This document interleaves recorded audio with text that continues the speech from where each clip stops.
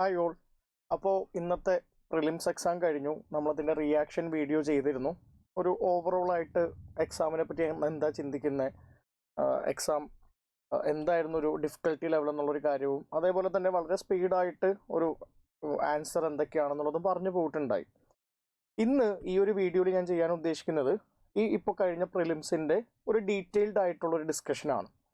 അപ്പോൾ ഈ ഡിസ്കഷൻ്റെ ഭാഗമായിട്ട് ഞാൻ ചർച്ച ചെയ്യുന്നത് ഓരോ ചോദ്യവും എടുത്തിട്ട് അതിൻ്റെ ആൻസർ എന്താണ്, അതിൻ്റെ ചെറിയൊരു എക്സ്പ്ലനേഷൻ, അതേപോലെ തന്നെ അതിൻ്റെ ഡിഫിക്കൽട്ടി ലെവൽ എങ്ങനെയാണ്, അതേപോലെ തന്നെ അത് ഏതെങ്കിലും ട്രെൻഡ്സിലും പാറ്റേണിലും നിൽക്കുന്നുണ്ടോ, അതിൻ്റെ സോഴ്സസ് ഏതൊക്കെയാണ്, ഏത് ബുക്കിൽ നിന്നാണ് ചോദിച്ചിട്ടുള്ളത്. അപ്പോൾ പല രൂപത്തിലാണ് നിങ്ങൾക്ക് ഈ ക്ലാസ് ഉപകാരപ്രദമാകാൻ പോകുന്നത്. ഒന്നാമത്തെ കാര്യം എന്ന് പറയുന്നത്, ഈ വർഷം പ്രിലിംസ് എഴുതിയ കുട്ടികൾക്ക് ആൻസർ എന്താണെന്ന് മനസ്സിലാക്കാൻ വേണ്ടിയിട്ട് അതും വളരെ ഒതൻറ്റിക് ആയിട്ട് കൃത്യമായിട്ടുള്ള സോഴ്സസ് ഒക്കെ കാണിച്ചിട്ട് യാതൊരു ആംബിഗ്യൂറ്റി ഇല്ലാത്ത രൂപത്തിൽ നിങ്ങൾക്ക് കാര്യങ്ങൾ മനസ്സിലാക്കാൻ വേണ്ടിയിട്ട്. രണ്ടാമതായിട്ട് ഉപകാരപ്പെടുന്നത്, ഇപ്പോൾ എക്സാം കഴിഞ്ഞ ആ ഒരു സമയമാണ്. വളരെ ഫ്രഷായിട്ട് അതിൻ്റെ മെമ്മറി ഇല്ലാതാകുന്നതിന് മുന്നേ തന്നെ അടുത്തൊരു അറ്റംപ്റ്റിന് വേണ്ടിയിട്ട്, പ്രിലിംസ് ക്ലിയർ ചെയ്യാത്ത ആളുകളുണ്ടെങ്കിൽ അടുത്തൊരു അറ്റംപ്റ്റിന് വേണ്ടിയിട്ട് പ്രിപ്പറേഷൻ എങ്ങനെയാണ് കാലിബ്രേറ്റ് ചെയ്യേണ്ടത്, എന്തൊക്കെ മാറ്റങ്ങളാണ് കൊണ്ടുവരേണ്ടത്, അല്ലെങ്കിൽ എങ്ങനെയാണ് ഈ എക്സാമിൻ്റെ ഒരു അനാലിസിസ്, ഒരു നേച്ചർ എന്തായിരുന്നു എന്നുള്ളത് കൃത്യമായിട്ട് മനസ്സിലാക്കാൻ വേണ്ടിയിട്ട്. അപ്പോൾ ഓരോ ചോദ്യവും കൃത്യമായിട്ട് അതിൻ്റെ ഉത്തരവും എക്സ്പ്ലനേഷനും സോഴ്സസും ഡിഫിക്കൽട്ടി ലെവലും വെച്ചിട്ട് നമുക്ക് എന്ത് ചെയ്യാം, പറഞ്ഞു പോവാം. അവസാനം ഈ സെഷൻ്റെ അവസാനമായിട്ട് ഈ പ്രിലിംസ് ആയിട്ട് ബന്ധപ്പെട്ടിട്ടുള്ള ഹിസ്റ്ററിയുടെ കീ ടേക്ക് അവേസ് എന്താണ്, ഒരു കൺക്ലൂഡിങ് സ്റ്റേറ്റ്മെൻറ്റും കൂടി ഞാൻ പറഞ്ഞു നിർത്താം. അപ്പോൾ ഇവിടെ ആദ്യത്തെ ചോദ്യത്തിലൂടെ നമുക്ക് കടക്കാം. Sedition has become my religion was the famous statement given by Gandhi at the time of. Gandhi ഏത് സമയത്താണ് sedition has become my religion എന്ന് പറയുന്ന ഒരു സ്റ്റേറ്റ്മെൻറ്റ് പറയുന്നത്? അതിൽ 4 ഓപ്ഷനാണ് ഉള്ളത്. Champaran Satyagraha, publicly violating salt law at Dandi, attending the second round table conference in London, the launch of the Quit India movement. ഇങ്ങനെ 4 ഓപ്ഷൻസാണ് ഉള്ളത്.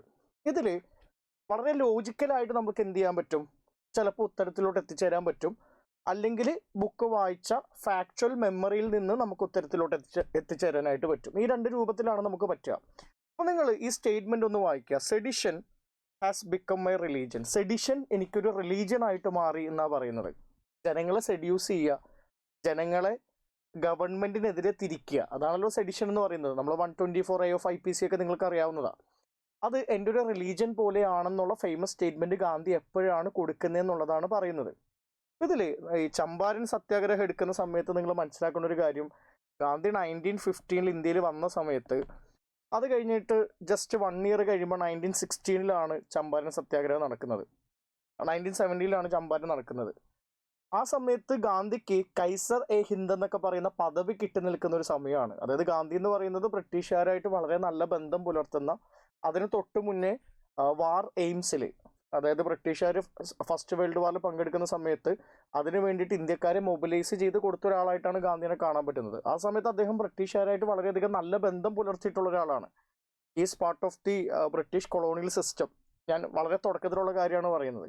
ആ സമയത്താണ് ചമ്പാരൻ സത്യാഗ്രഹം നടക്കുന്നത്. അവിടെ അദ്ദേഹം ഒരിക്കലും എന്ത് ചെയ്യില്ല, sedition has become a religion എന്ന് പറയുന്ന ഒരു സ്റ്റേറ്റ്മെൻറ്റ് പറയാനായിട്ടുള്ള സാധ്യതയില്ല. ഇനി സി നോക്കുക.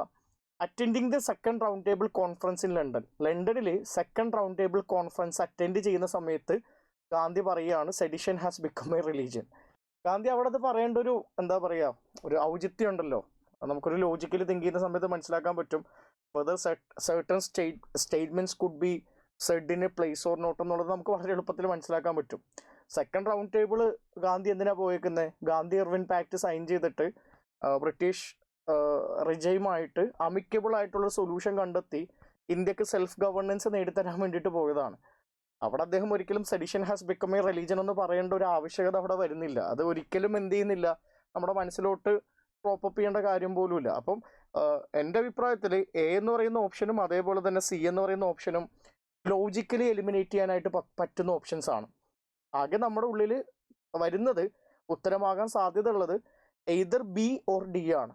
അപ്പോൾ whether you know the answer factually or not, you have to reach to the conclusion that the answer is going to be B or D. കാര്യം quit India മൂവ്മെൻറ്റിൻ്റെ സമയത്ത് നമുക്കറിയാം, ഗാന്ധി ആ സമയത്ത് വയലൻ്റ് ആയിട്ടുള്ള ആളുകളോട് നോൺ വയലൻസിൻ്റെ മാർഗം പിന്തുടരണമെന്ന് പറയുക പോലും ചെയ്യാത്തൊരു സമയമാണ് ക്വിറ്റ് ഇന്ത്യ മൂവ്മെന്റ് നടക്കുന്ന സമയം എന്ന് പറയുന്നത്. ഗാന്ധി ശരിക്കും പറഞ്ഞാൽ കുറച്ച് വയലന്റ് ആയിട്ടൊക്കെ മാറുന്ന ഒരു കാലഘട്ടമായിട്ട് പലപ്പോഴും പറയാറുണ്ട്. ഗാന്ധിയുടെ ആ ഒരു ക്യാരക്ടർ ആർക്കിൽ വലിയ മാറ്റങ്ങൾ വരുന്ന ഒരു സമയമാണത്. അപ്പോൾ അവിടെ ഗാന്ധി ലോഞ്ച് ചെയ്യുന്ന സമയത്ത് sedition has become a religion എന്ന് പറയാനായിട്ടുള്ള സാധ്യതയുണ്ട്. അല്ലെങ്കിൽ അദ്ദേഹം എന്ത് ചെയ്യാൻ സാധ്യതയുണ്ട്, ദണ്ഡിയിൽ സാൾട്ടിലോയുടെ സമയത്ത് പറയാൻ സാധ്യതയുണ്ട്. പക്ഷേ ഈ ചോദ്യം നിങ്ങൾ നോക്കണേ, പബ്ലിക്ലി വയലേറ്റിംഗ് സാൾട്ടിലോ, പബ്ലിക്കായിട്ട് സാൾട്ടിലോ വയലേറ്റ് ചെയ്യുന്ന സമയത്താണ് sedition has become a religion എന്ന് പറയാനായിട്ട് ഏറ്റവും കൂടുതൽ സാധ്യത ഉള്ളത്. അപ്പോൾ ലോജിക്കലി നമ്മൾ ഗാന്ധിയുടെ ഡിഫറെൻറ്റ് പോയിന്റ്സിലുള്ള ആറ്റിറ്റ്യൂഡ്സും അപ്രോച്ചൊക്കെ വെച്ചിട്ട് നമുക്ക് വേണമെങ്കിൽ ബിയും ഡിയിലും എത്തിച്ചേരാം. കുറേ ആളുകൾ കൃത്യമായിട്ട് ബി കണ്ടെത്താനായിട്ടുള്ള സാധ്യത ഉണ്ട്. ഇനി ഈ ഒരു ചോദ്യം പൊതുവെ നമ്മളിങ്ങനെ ഒരാളുടെ സ്റ്റേറ്റ്മെന്റ് തന്നിട്ടുള്ള ചോദ്യങ്ങൾ വളരെ കുറവാണ് UPSC ചോദിക്കാറുള്ളത്. ഇവിടെ എന്തുകൊണ്ടായിരിക്കാം ഈ ചോദ്യം ചോദിച്ചത്, എവിടെ നിന്നാണ് ഇത് എടുത്തിട്ടുള്ളതെന്ന് ചോദിച്ചു കഴിഞ്ഞാൽ, UPSC ശരിക്കും ഇന്ത്യൻ ഹിസ്റ്ററിയിലോട്ട് വരുന്ന സമയത്ത്, എസ്പെഷ്യലി മോഡേൺ ഹിസ്റ്ററിയിലോട്ട് വരുന്ന സമയത്ത് അവർ വളരെ ഇമ്പോർട്ടൻ്റ് ആയിട്ടുള്ളൊരു ബുക്കായിട്ട് എപ്പോഴും കൺസിഡർ ചെയ്തിട്ടുള്ളൊരു ബുക്കാണ് ഓൾഡ് NCERT ബുക്ക്, അല്ലെങ്കിൽ അതിൻ്റെ തന്നെ ഒരു വേർഷൻ ആയിട്ടുള്ള history of modern India written by Bipin Chandra. അപ്പോൾ ഞാൻ കുട്ടികളോട് പഠിക്കാൻ ഒരു ഹിസ്റ്ററിക്ക് വേണ്ടിയിട്ട് ഒരു ബുക്ക് വായിക്കാൻ പറയുന്ന സമയത്ത് കൺസെപ്ഷ്യലി ക്ലാരിറ്റി കിട്ടാൻ വേണ്ടിയിട്ട് എപ്പോഴും സജസ്റ്റ് ചെയ്യുന്ന ഒരു ബുക്ക് ഓൾഡ് NCERT ബുക്ക് തന്നെയാണ്. അപ്പോൾ ഇതിൽ സെക്കൻഡ് സിവിൽ ഡിസൊബീഡിയൻസ് മൂവ്മെന്റ്, അതായത് നോൺ കോപ്പറേഷൻ മൂവ്മെന്റ് കഴിഞ്ഞിട്ട് സിവിൽ ഡിസൊബീഡിയൻസ് മൂവ്മെന്റ് 1930 തുടങ്ങിയ അതിനെ പറ്റിയിട്ട് സംസാരിക്കുന്ന സമയത്ത് ഗാന്ധി ഡിക്ലെയർ ചെയ്യുന്ന കാര്യത്തിനെ പറ്റി പറയുന്നുണ്ട്. നിങ്ങൾക്ക് എന്ത് ചെയ്യാം, ഇത് വായിച്ചു നോക്കാം. മൊത്തം വായിച്ചു നോക്കിയില്ലെങ്കിലും പെട്ടെന്ന് കാര്യം കിട്ടാൻ വേണ്ടിയിട്ട് ഞാൻ ആ ഒരു സ്റ്റേറ്റ്മെന്റിന് വളരെ കൃത്യമായിട്ട് ഹൈലൈറ്റ് ചെയ്തിട്ടുണ്ട്. Sedition has become a religion എന്ന് വളരെ കൃത്യമായിട്ട് ഗാന്ധി ഡിക്ലെയർ ചെയ്യുന്നതായിട്ട് നമുക്ക് കാണാനായിട്ട് പറ്റുന്നുണ്ട്. So which is the source from this question has been taken, വളരെ ക്ലിയർ ആണ്, it's taken from the old NCERT book. Old NCERT ബുക്കിന്റെ റിലവൻസ് കുറയുന്നില്ല, അല്ലെങ്കിൽ NCERT ബുക്സിന്റെ റിലവൻസ് കുറയുന്നില്ല എന്ന് വീണ്ടും UPSC അടിവരയിട്ട് പറഞ്ഞ ഒരു വർഷമായിട്ടാണ് 2025 അടയാളപ്പെടുത്താനായിട്ട് പോകുന്നത്. വേറെ പല കാര്യങ്ങളിലും ഈ വർഷത്തെ UPSC പരീക്ഷ അടയാളപ്പെടുത്തുന്നുണ്ടാവും, എസ്പെഷ്യലി വേണ്ടി കമ്മിങ് ടു ഹിസ്റ്ററിയുടെ ട്രെൻഡും പാറ്റേണും വെച്ച് നോക്കുന്ന സമയത്ത് വലിയൊരു മാറ്റം കൊണ്ടുവന്നിട്ടുള്ളൊരു വർഷമാണിത്. അതല്ലാതെ വേറെ പല കാര്യങ്ങളും ഇൻട്രസ്റ്റിംഗ് ആയിട്ടുള്ള കുറേ ഇൻസൈറ്റുകൾ നമുക്ക് കിട്ടാനായിട്ടുള്ള സാധ്യതയുണ്ട്. പക്ഷെ ഞാൻ ഈ ചോദ്യത്തിനുണ്ടല്ലോ ഈസി ക്വസ്റ്റ്യൻ ആയിട്ട് കണക്കാക്കുന്നില്ല. I don't even consider this question as moderately difficult. For most of the aspirants this question could be a difficult question. അങ്ങനെ തന്നെയാണ് ഞാൻ കാണുന്നത്. വേറൊന്നും കൊണ്ടല്ല, ഒരു സ്റ്റേറ്റ്മെന്റ് തന്നിട്ട് ആ സ്റ്റേറ്റ്മെന്റ് ഗാന്ധി പറഞ്ഞിട്ടുണ്ടോ, എപ്പോഴാണോ പറഞ്ഞത് എന്നുള്ളത് പെട്ടെന്ന് കിട്ടാനായിട്ടുള്ള സാധ്യത കുറവാണ്. ബട്ട് ഒരു 2 ഓപ്ഷൻസ് എലിമിനേറ്റ് ചെയ്യാന്നുള്ളത് കൊണ്ടിട്ട് തന്നെ അത്യാവശ്യം ഒരു ഉത്തരത്തിലോട്ട് എത്തിച്ചേരാനായിട്ടുള്ള സാധ്യത ഉണ്ട്.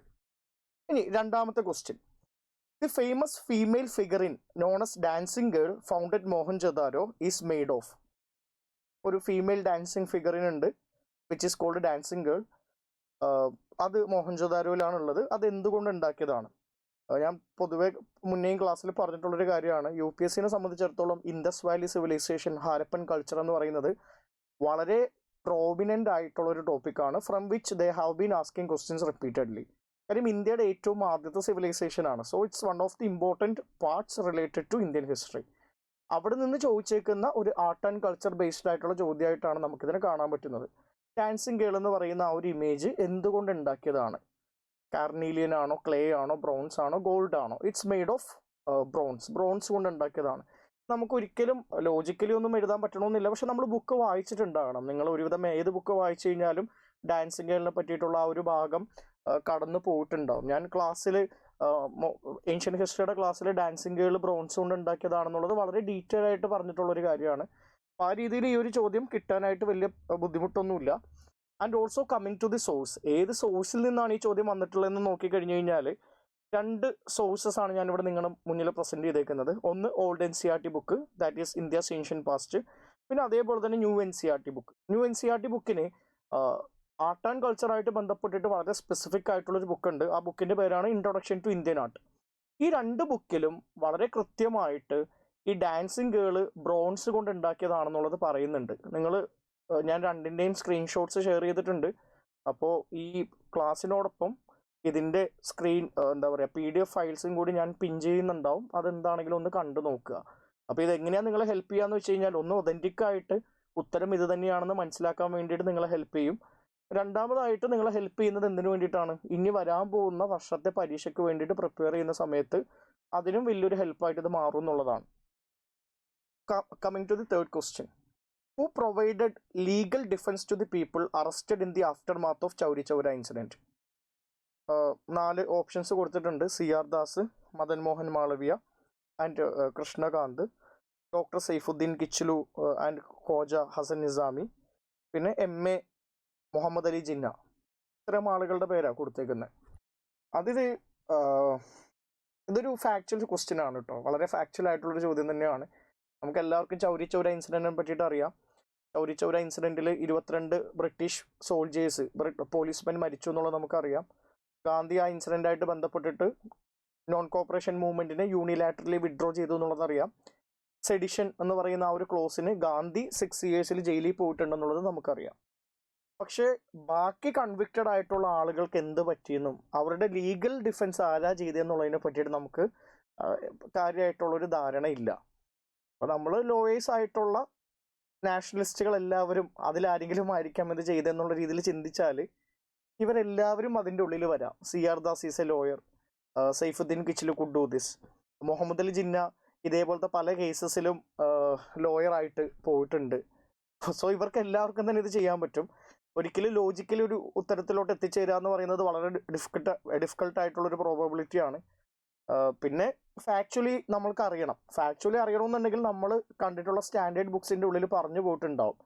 പക്ഷേ ഞാൻ ഒരുവിധം എല്ലാ സ്റ്റാൻഡേർഡ് ബുക്സും നോക്കിയിരുന്നു. Old NCERT book, new NCERT book, Bipin ചന്ദ്രയുടെ India struggle for independence, Shekhar ബന്ദോപാധ്യായയുടെ from Plassey to partition, modern India by Sumit Sarkar. അത്യാവശ്യം എസ്റ്റാബ്ലിഷ്ഡ് ആയിട്ടുള്ള എല്ലാ ബുക്കും നോക്കിയിട്ടുണ്ട്.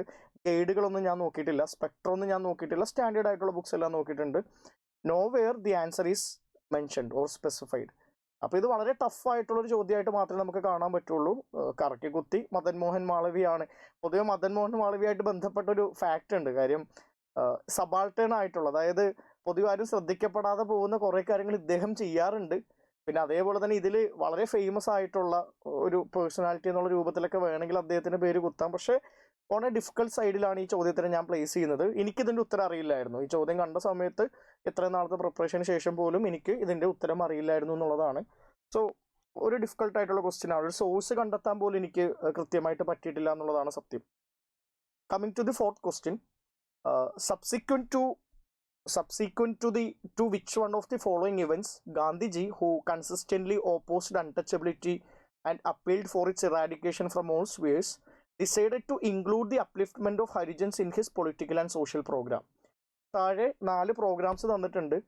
ഈ 4 പ്രോഗ്രാംസിൽ ഏത് പ്രോഗ്രാമിന് ശേഷമാണ് അല്ലെങ്കിൽ ഏത് ഇവൻറ്റിന് ശേഷമാണ് ഗാന്ധി ഇങ്ങനൊരു തീരുമാനം എടുക്കുന്നത്? അതായത് ഹരിജൻസിൻ്റെ അപ്ലിഫ്റ്റ്മെൻറ്റിന് വേണ്ടിയിട്ട് അൺടച്ചബിലിറ്റിനെ ഓപ്പോസ് ചെയ്യാനും അതേപോലെ തന്നെ അതിൻ്റെ ഇറാഡിക്കേഷൻ എല്ലാ രൂപത്തിലും ഉറപ്പുവരുത്താനും ഗാന്ധി ശ്രമിക്കുന്നത് ഏത് ഇവൻറ്റിന് ശേഷമാണെന്നുള്ളതാണ്.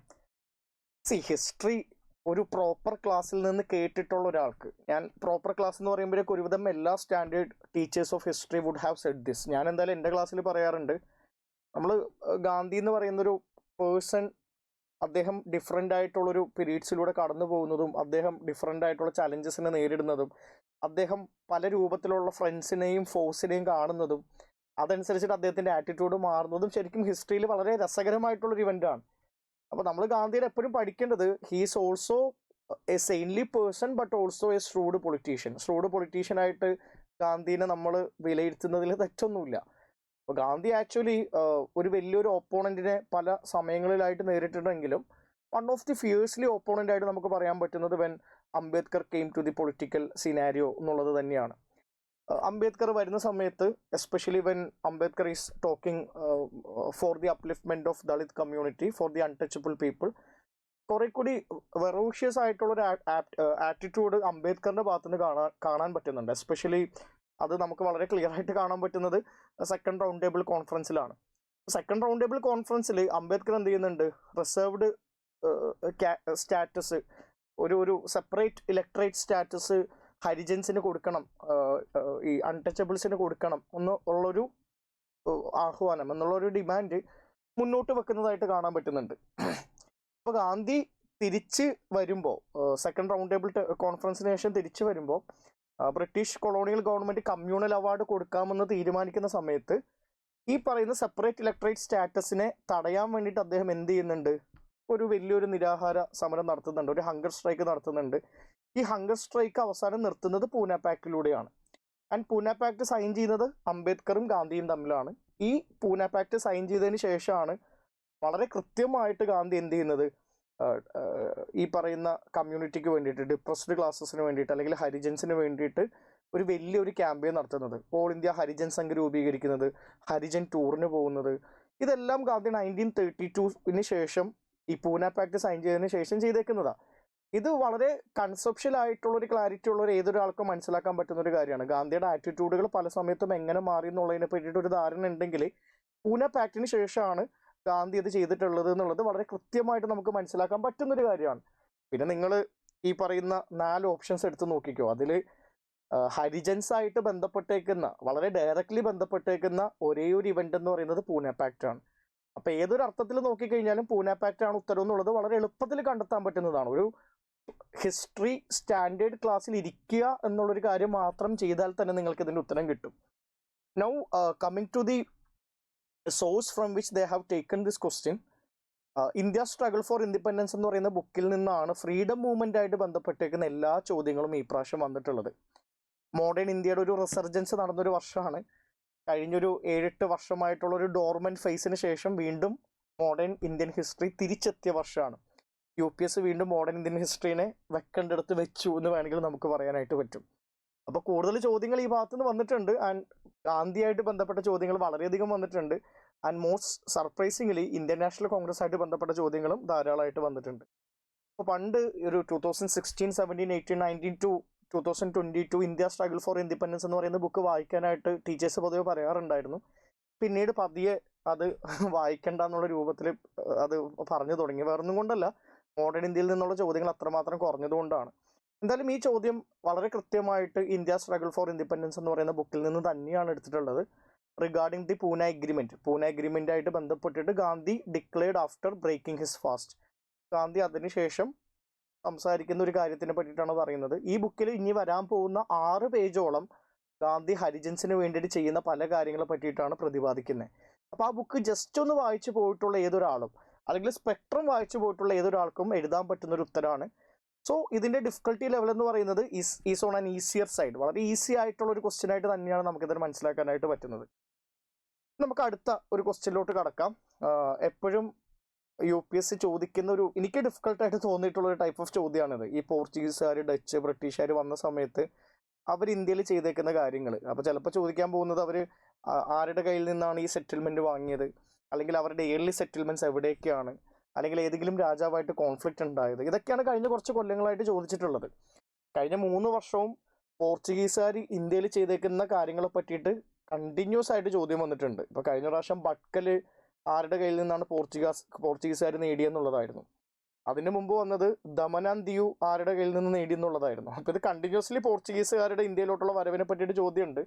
ഈ പ്രാവശ്യം അതിൻ്റെ ആ ഒരു പൊളിറ്റിക്കൽ മോട്ടീവ് മാറ്റിയിട്ട് വേറൊരു രീതിയിലോട്ട് ക്വസ്റ്റിനെ ഫ്രെയിം ചെയ്തു. പോർച്ചുഗീസുകാർ ഇന്ത്യയിൽ വന്നിട്ട് 16th and 17th സെഞ്ചുറീസിൽ 1500-കൾ 1600-കൾ വർഷങ്ങളിൽ ഇന്ത്യയിൽ ഇൻട്രൊഡ്യൂസ് ചെയ്തേക്കുന്ന ഫ്രൂട്ട്സ് ഏതാണ്, അല്ലെങ്കിൽ താഴെ തന്നിരിക്കുന്നവയിൽ ഏതൊക്കെയാണ് ഇൻട്രൊഡ്യൂസ് ചെയ്തേക്കുന്നത്? അവർ പറയുന്നത് പപ്പായ, പൈനാപ്പിൾ, ഗോവ. അപ്പോൾ വളരെ ഡിഫിക്കൽട്ടാണ്. നമുക്ക് either we know about it or we don't know about it. ഇനി എന്തെങ്കിലും ലോജിക്കലായിട്ടുള്ള രൂപത്തിൽ ഇതിൻ്റെ ഉത്തരം കണ്ടെത്താൻ പറ്റുമോ എന്നുള്ളത് എനിക്കറിയില്ല.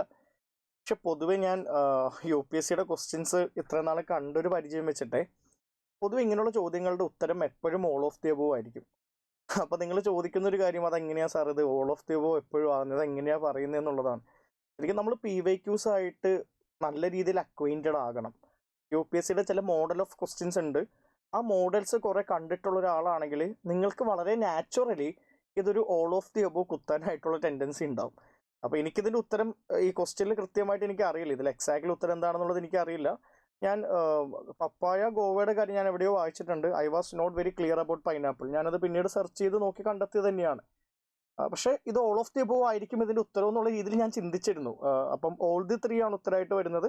ഇതൊരു ഡിഫിക്കൽട്ടായിട്ടുള്ളൊരു ചോദ്യമാണ്. നമുക്ക് സ്റ്റാൻഡേർഡ് ആയിട്ടുള്ള ബുക്കിൽ നിന്നും ഇതിൻ്റെ ഉത്തരം കിട്ടില്ല. അതുകൊണ്ടാണ് ഞാനത് ഡിഫിക്കൽട്ടായിട്ടുള്ള ചോദ്യമായിട്ട് പറയുന്നത്. Who among the following was the founder of self respect movement? Self respect മൂവ്മെന്റിന്റെ ഫൗണ്ടർ ആരാണ്? വളരെ എളുപ്പമുള്ളൊരു ചോദ്യമാണ്. UPSC ചോദിച്ചേക്കുന്ന ഏറ്റവും എളുപ്പമുള്ള ചോദ്യങ്ങളിൽ ഒന്നായിട്ട് നമുക്ക് എന്ത് ചെയ്യാൻ പറ്റും? സെൽഫ് റെസ്പെക്ട് മൂവ്മെന്റിന്റെ ഫൗണ്ടർ ആരാണെന്നുള്ളത് മനസ്സിലാക്കാനായിട്ട് പറ്റും. നിങ്ങൾ ഏതെങ്കിലും ഒരു നല്ല ക്ലാസ്, ഹിസ്റ്ററിയുടെ ക്ലാസ് കേട്ടിട്ടുണ്ടെങ്കിൽ, അല്ലെങ്കിൽ പോട്ടെ NCERT ബുക്ക് വായിച്ചിട്ടുണ്ടെങ്കിൽ, അല്ലെങ്കിൽ പോട്ടെ കേരളത്തിൽ ജനിച്ച ആളുകൾ എന്നുള്ള രൂപത്തിൽ കേരളത്തിൻ്റെ ഒരു സോഷ്യൽ സ്ഫിയറും സോഷ്യൽ കണ്ടീഷൻസും നമ്മുടെ ഒരു സോഷ്യൽ കോണ്ടെക്സ്റ്റ് ഒക്കെ അറിയാവുന്ന ആളുകളാണെങ്കിലും എന്ത് ചെയ്യാൻ പറ്റും? സെൽഫ് റെസ്പെക്ട് മൂവ്മെന്റിന്റെ ഫൗണ്ടർ പെരിയാർ EV രാമസ്വാമി നായ്ക്കർ ആണെന്നുള്ളത് മനസ്സിലാക്കാനായിട്ട് പറ്റും. ഇനി അല്ലാന്നുണ്ടെങ്കിൽ നിങ്ങൾ NCERT ബുക്ക് വായിച്ചാലും മതി ശരിക്കും. അവർ പാസ് 3 എന്ന് പറയുന്ന ക്ലാസ് 8ന്റെ NCERT ബുക്ക് വായിച്ച് നോക്കിക്കഴിഞ്ഞാൽ അതിൽ EV രാമസ്വാമി നായ്ക്കറിനെ പറ്റിയിട്ട് വളരെ കൃത്യമായിട്ടുള്ള കുറച്ച് കാര്യങ്ങൾ കൊടുത്തിട്ടുണ്ട്. അതിൽ പറയുന്നുണ്ട് Periyar founded the self respect movement എന്നുള്ളത്. ഒരു രീതിയിലും ഡിഫിക്കൽട്ട് ആയിട്ടുള്ളൊരു ചോദ്യമല്ല, directly taken from NCERT book. അപ്പോൾ ഇത് നിങ്ങൾ മനസ്സിലാക്കേണ്ട ഒരു കാര്യം, കഴിഞ്ഞ കുറച്ച് കൊല്ലങ്ങളായിട്ടുള്ള UPSCയുടെ ട്രെൻഡ് എന്ന് പറയുന്നത് NCERT ബുക്കിൽ നിന്ന് പുറത്തോട്ട് ചോദ്യങ്ങൾ ചോദിക്കാനായിരുന്നു. Now they have very strictly, very clearly placed NCERT books before you. വളരെ കൃത്യമായിട്ട് നമുക്ക് മനസ്സിലാക്കാൻ പറ്റുന്ന രൂപത്തിൽ NCERT ബുക്കിനെ നിങ്ങളുടെ മുന്നിൽ പ്ലേസ് ചെയ്യുന്നുണ്ട്. ഇനി അടുത്ത ചോദ്യം രാജാറാം മോഹൻ റോയ് ആയിട്ട് ബന്ധപ്പെട്ടിട്ടാണ്. They have given 2 statements. ഈ 2 സ്റ്റേറ്റ്മെന്റിൽ ഏതാണ് ശരിയെന്നുള്ളതാണ് ഉത്തരം. അതിൽ ആദ്യത്തെ സ്റ്റേറ്റ്മെന്റ് നമുക്ക് നോക്കാം. He possessed great love and respect for the traditional philosophical systems of the East. ഇത് ഈ ഒരു സ്റ്റേറ്റ്മെന്റ് കുറച്ച് കൺഫ്യൂസിംഗ് ആയിട്ട് നിങ്ങൾക്ക് തോന്നാം. അതവിടെ നിൽക്കട്ടെ, നമുക്ക് സെക്കൻഡ് സ്റ്റേറ്റ്മെന്റ് നോക്കാം. സെക്കൻഡ് സ്റ്റേറ്റ്മെന്റിൽ പറയുന്നത് he desired his countrymen to accept the rational and scientific approach and the principle of human dignity and social equality of all men and women എന്നാണ് പറയുന്നത്. ഈ രാജാറാം മോഹൻ റോയിനെ വളരെ ഫേമസ്ലി പറയാറുള്ള ഒരു കാര്യം, he's the father of modern India എന്ന് പറയാറുണ്ട്. Or otherwise he's called as the first modern man of India എന്ന് പറയാറുണ്ട്. ഒരു സോഷ്യോ റിലീജിയസ് റീഫോർമർ ആയിട്ട് നമുക്കറിയാം. അങ്ങനെ ഒരാൾ റാഷണൽ ആയിട്ടുള്ള സയൻറ്റിഫിക് ആയിട്ടുള്ള ഔട്ട്ലുക്കിന് വേണ്ടിയിട്ട് പറയൂ എന്നുള്ളതും ഹ്യൂമൻ ഡിഗ്നിറ്റിയും സോഷ്യൽ ഇക്വാലിറ്റിക്ക് വേണ്ടിയിട്ട് സംസാരിക്കും എന്നുള്ളതും നമുക്കറിയാവുന്ന ഒരു കാര്യമാണ്. So very easily correct. Rajaram Mohan റോയിയുടെ ആയിട്ട് ബന്ധപ്പെട്ട ഒരു കാര്യവും നിങ്ങൾ നോക്കണ്ട. വളരെ പോസിറ്റീവായിട്ടുള്ള സ്റ്റേറ്റ്മെൻ്റ് ആണ്, വളരെ പോസിറ്റീവായിട്ടുള്ളൊരു പേഴ്സണാലിറ്റി ആയതുകൊണ്ട് ആ രൂപത്തിൽ തന്നെ നമുക്ക് എന്ത് ചെയ്യാൻ പറ്റും? സെക്കൻഡ് സ്റ്റേറ്റ്മെൻറ്റ് ശരിയാണെന്ന് പറയാൻ പറ്റും. കൺഫ്യൂഷൻ എവിടെയെങ്കിലും എറൈസ് ചെയ്യുന്നുണ്ടെങ്കിൽ it's going to be regarding the first statement. First statement ആയിട്ട് ബന്ധപ്പെട്ടിട്ട് എന്തെങ്കിലും ഒരു കൺഫ്യൂഷൻ വന്നേക്കാം. ഇതിങ്ങനെയാണ് പറയുന്നത്, he possessed great love and respect for the traditional philosophical systems of the east. ഞാൻ ഹിസ്റ്ററി ക്ലാസ് എടുത്ത സമയത്ത് വളരെ കൃത്യമായിട്ട് ഇതിനെപ്പറ്റി സംസാരിച്ചിട്ടുള്ളതാണ്. എന്നാലും ഞാൻ ഒന്നും കൂടി എക്സ്പ്ലെയിൻ ചെയ്യാം എന്താണെന്നുള്ളത്. എൻലൈറ്റ്മെന്റ് എന്ന് പറയുന്ന ഒരു പ്രക്രിയ യൂറോപ്പിൽ ഉണ്ടാകുകയാണ്. എൻലൈറ്റ്മെന്റ് ഉണ്ടാകുന്ന സമയത്ത് വി ക്യാൻ സീ ദാറ്റ് പുതിയ കുറേ ഐഡിയാസ് വരുന്നു. ലിബർട്ടി, ഇക്വാളിറ്റി, ഫ്രീഡം,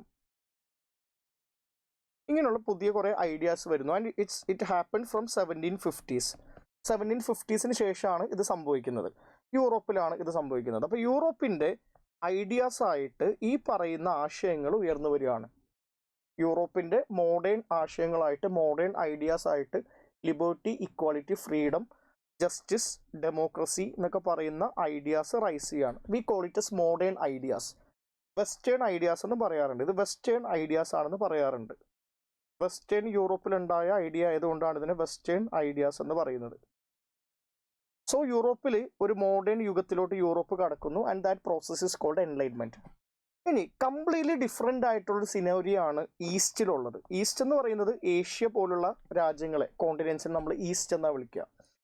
ഈസ്റ്റിലോട്ട് നിങ്ങൾ നോക്കുന്ന സമയത്ത് so there is no enlightenment in the east. Rather we are following our own religion. We have our own religious outlook. ഒരു റിലീജിയസ് ഔട്ട്ലുക്കാണ്. We are giving so much importance to spirituality. സ്പിരിച്വാലിറ്റിക്കൊക്കെ importance കൊടുക്കുന്ന ഒരു ഔട്ട്ലുക്കാണ് ഈസ്റ്റിനുള്ളത്. Hinduism, Buddhism, Jainism ഇതെല്ലാം നമുക്കറിയാം.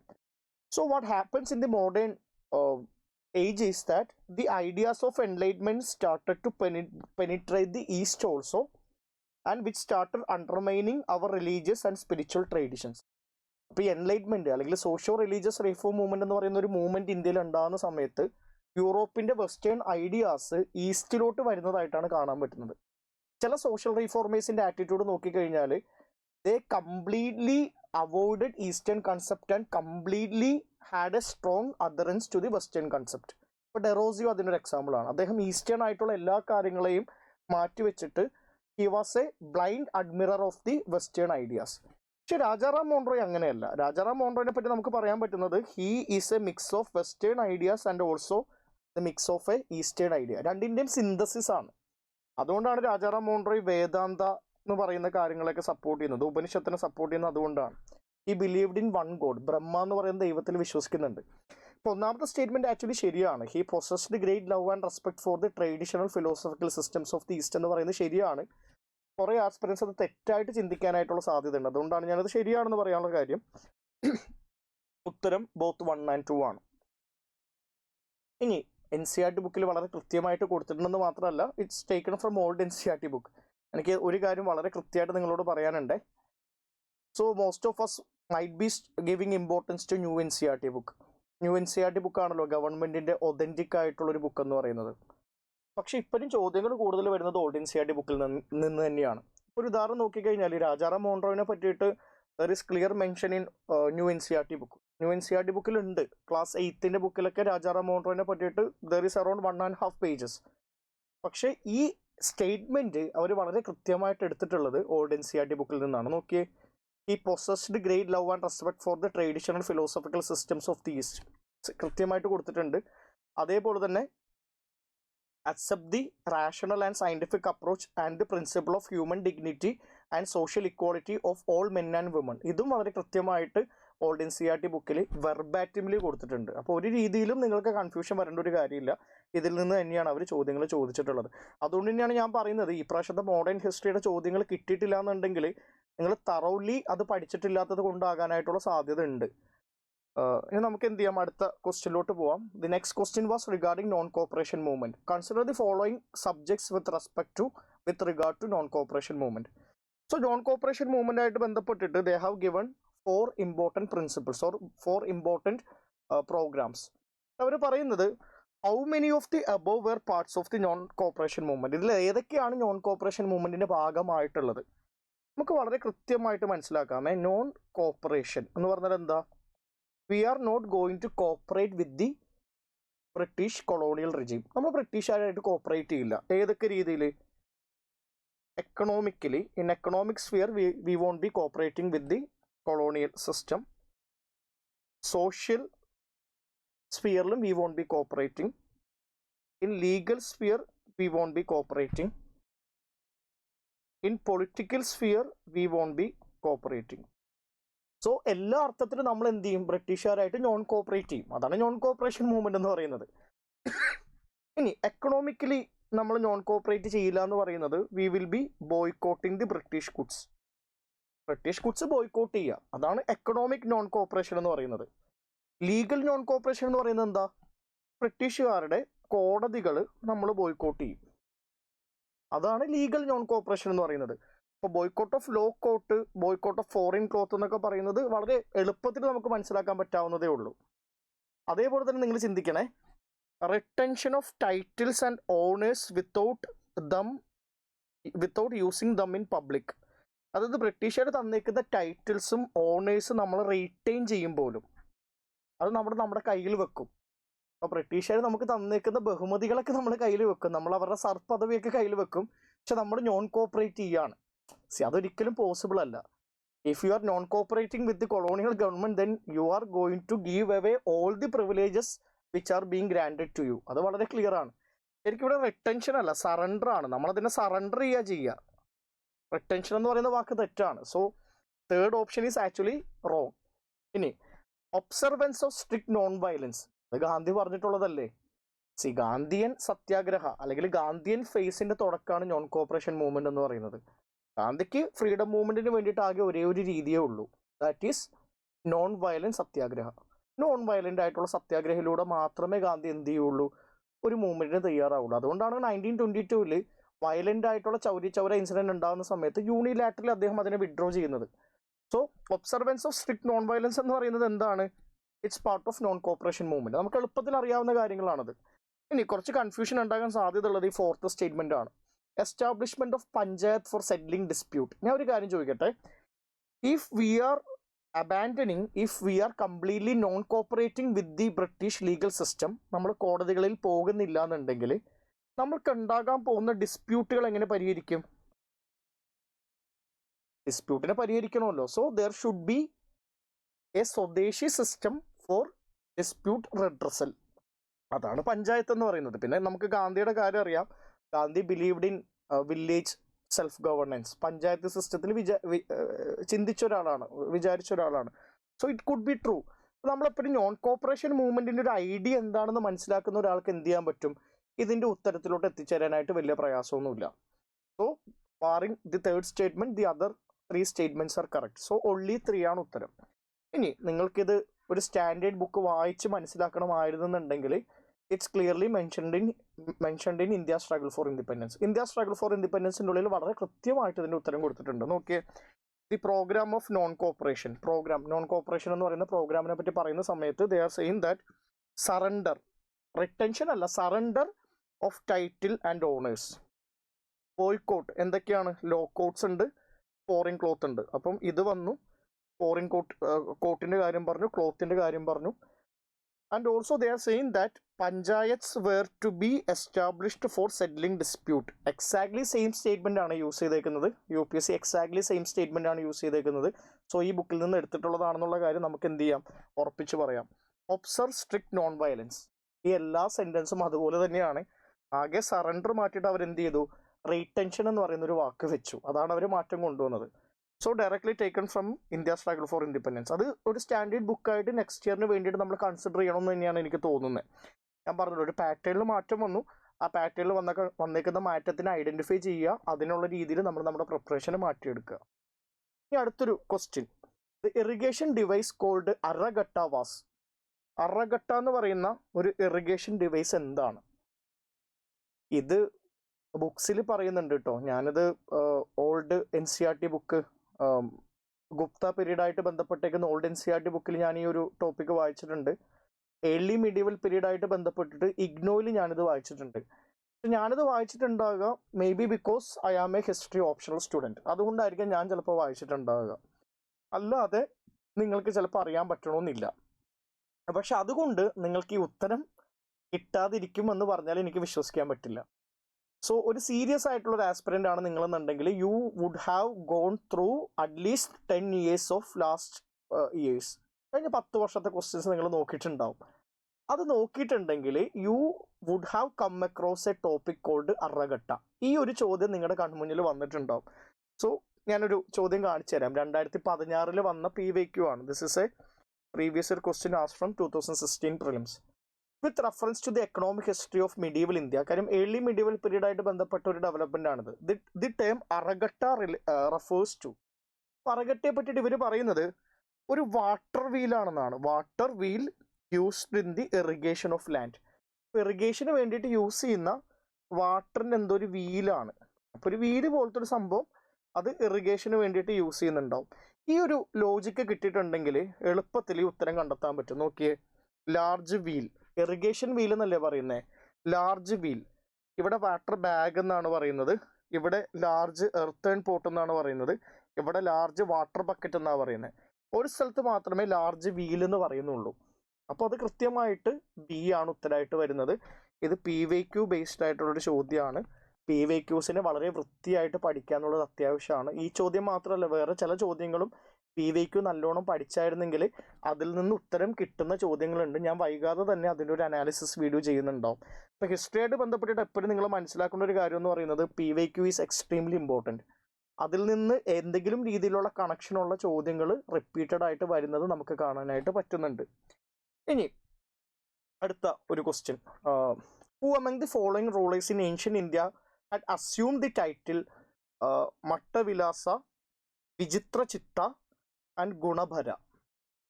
ഈ പറയുന്ന ടൈറ്റിലുകളുള്ള റൂളർ ഏതാണെന്നുള്ളൊരു ചോദ്യമാണ്. ഞാൻ വേറൊരു ക്ലാസ്സിൽ നിങ്ങളോട് പറഞ്ഞിട്ടുണ്ട്, നമുക്ക് എപ്പോഴും കുറച്ച് ട്രിക്സ് ആൻഡ് ടെക്നിക്സ് ഉണ്ട് ഉത്തരം കിട്ടുന്നതിന് വേണ്ടിയിട്ട്. ഒരു സിഗ്നിഫിക്കൻ്റ് ആയിട്ടുള്ള പേഴ്സണാലിറ്റി ആണെങ്കിൽ മാത്രമേ UPSCയുടെ പ്രിലിംസിലോ മെയിൻസിലോ ആ ആൾ ഇടം പിടിക്കുകയുള്ളൂ.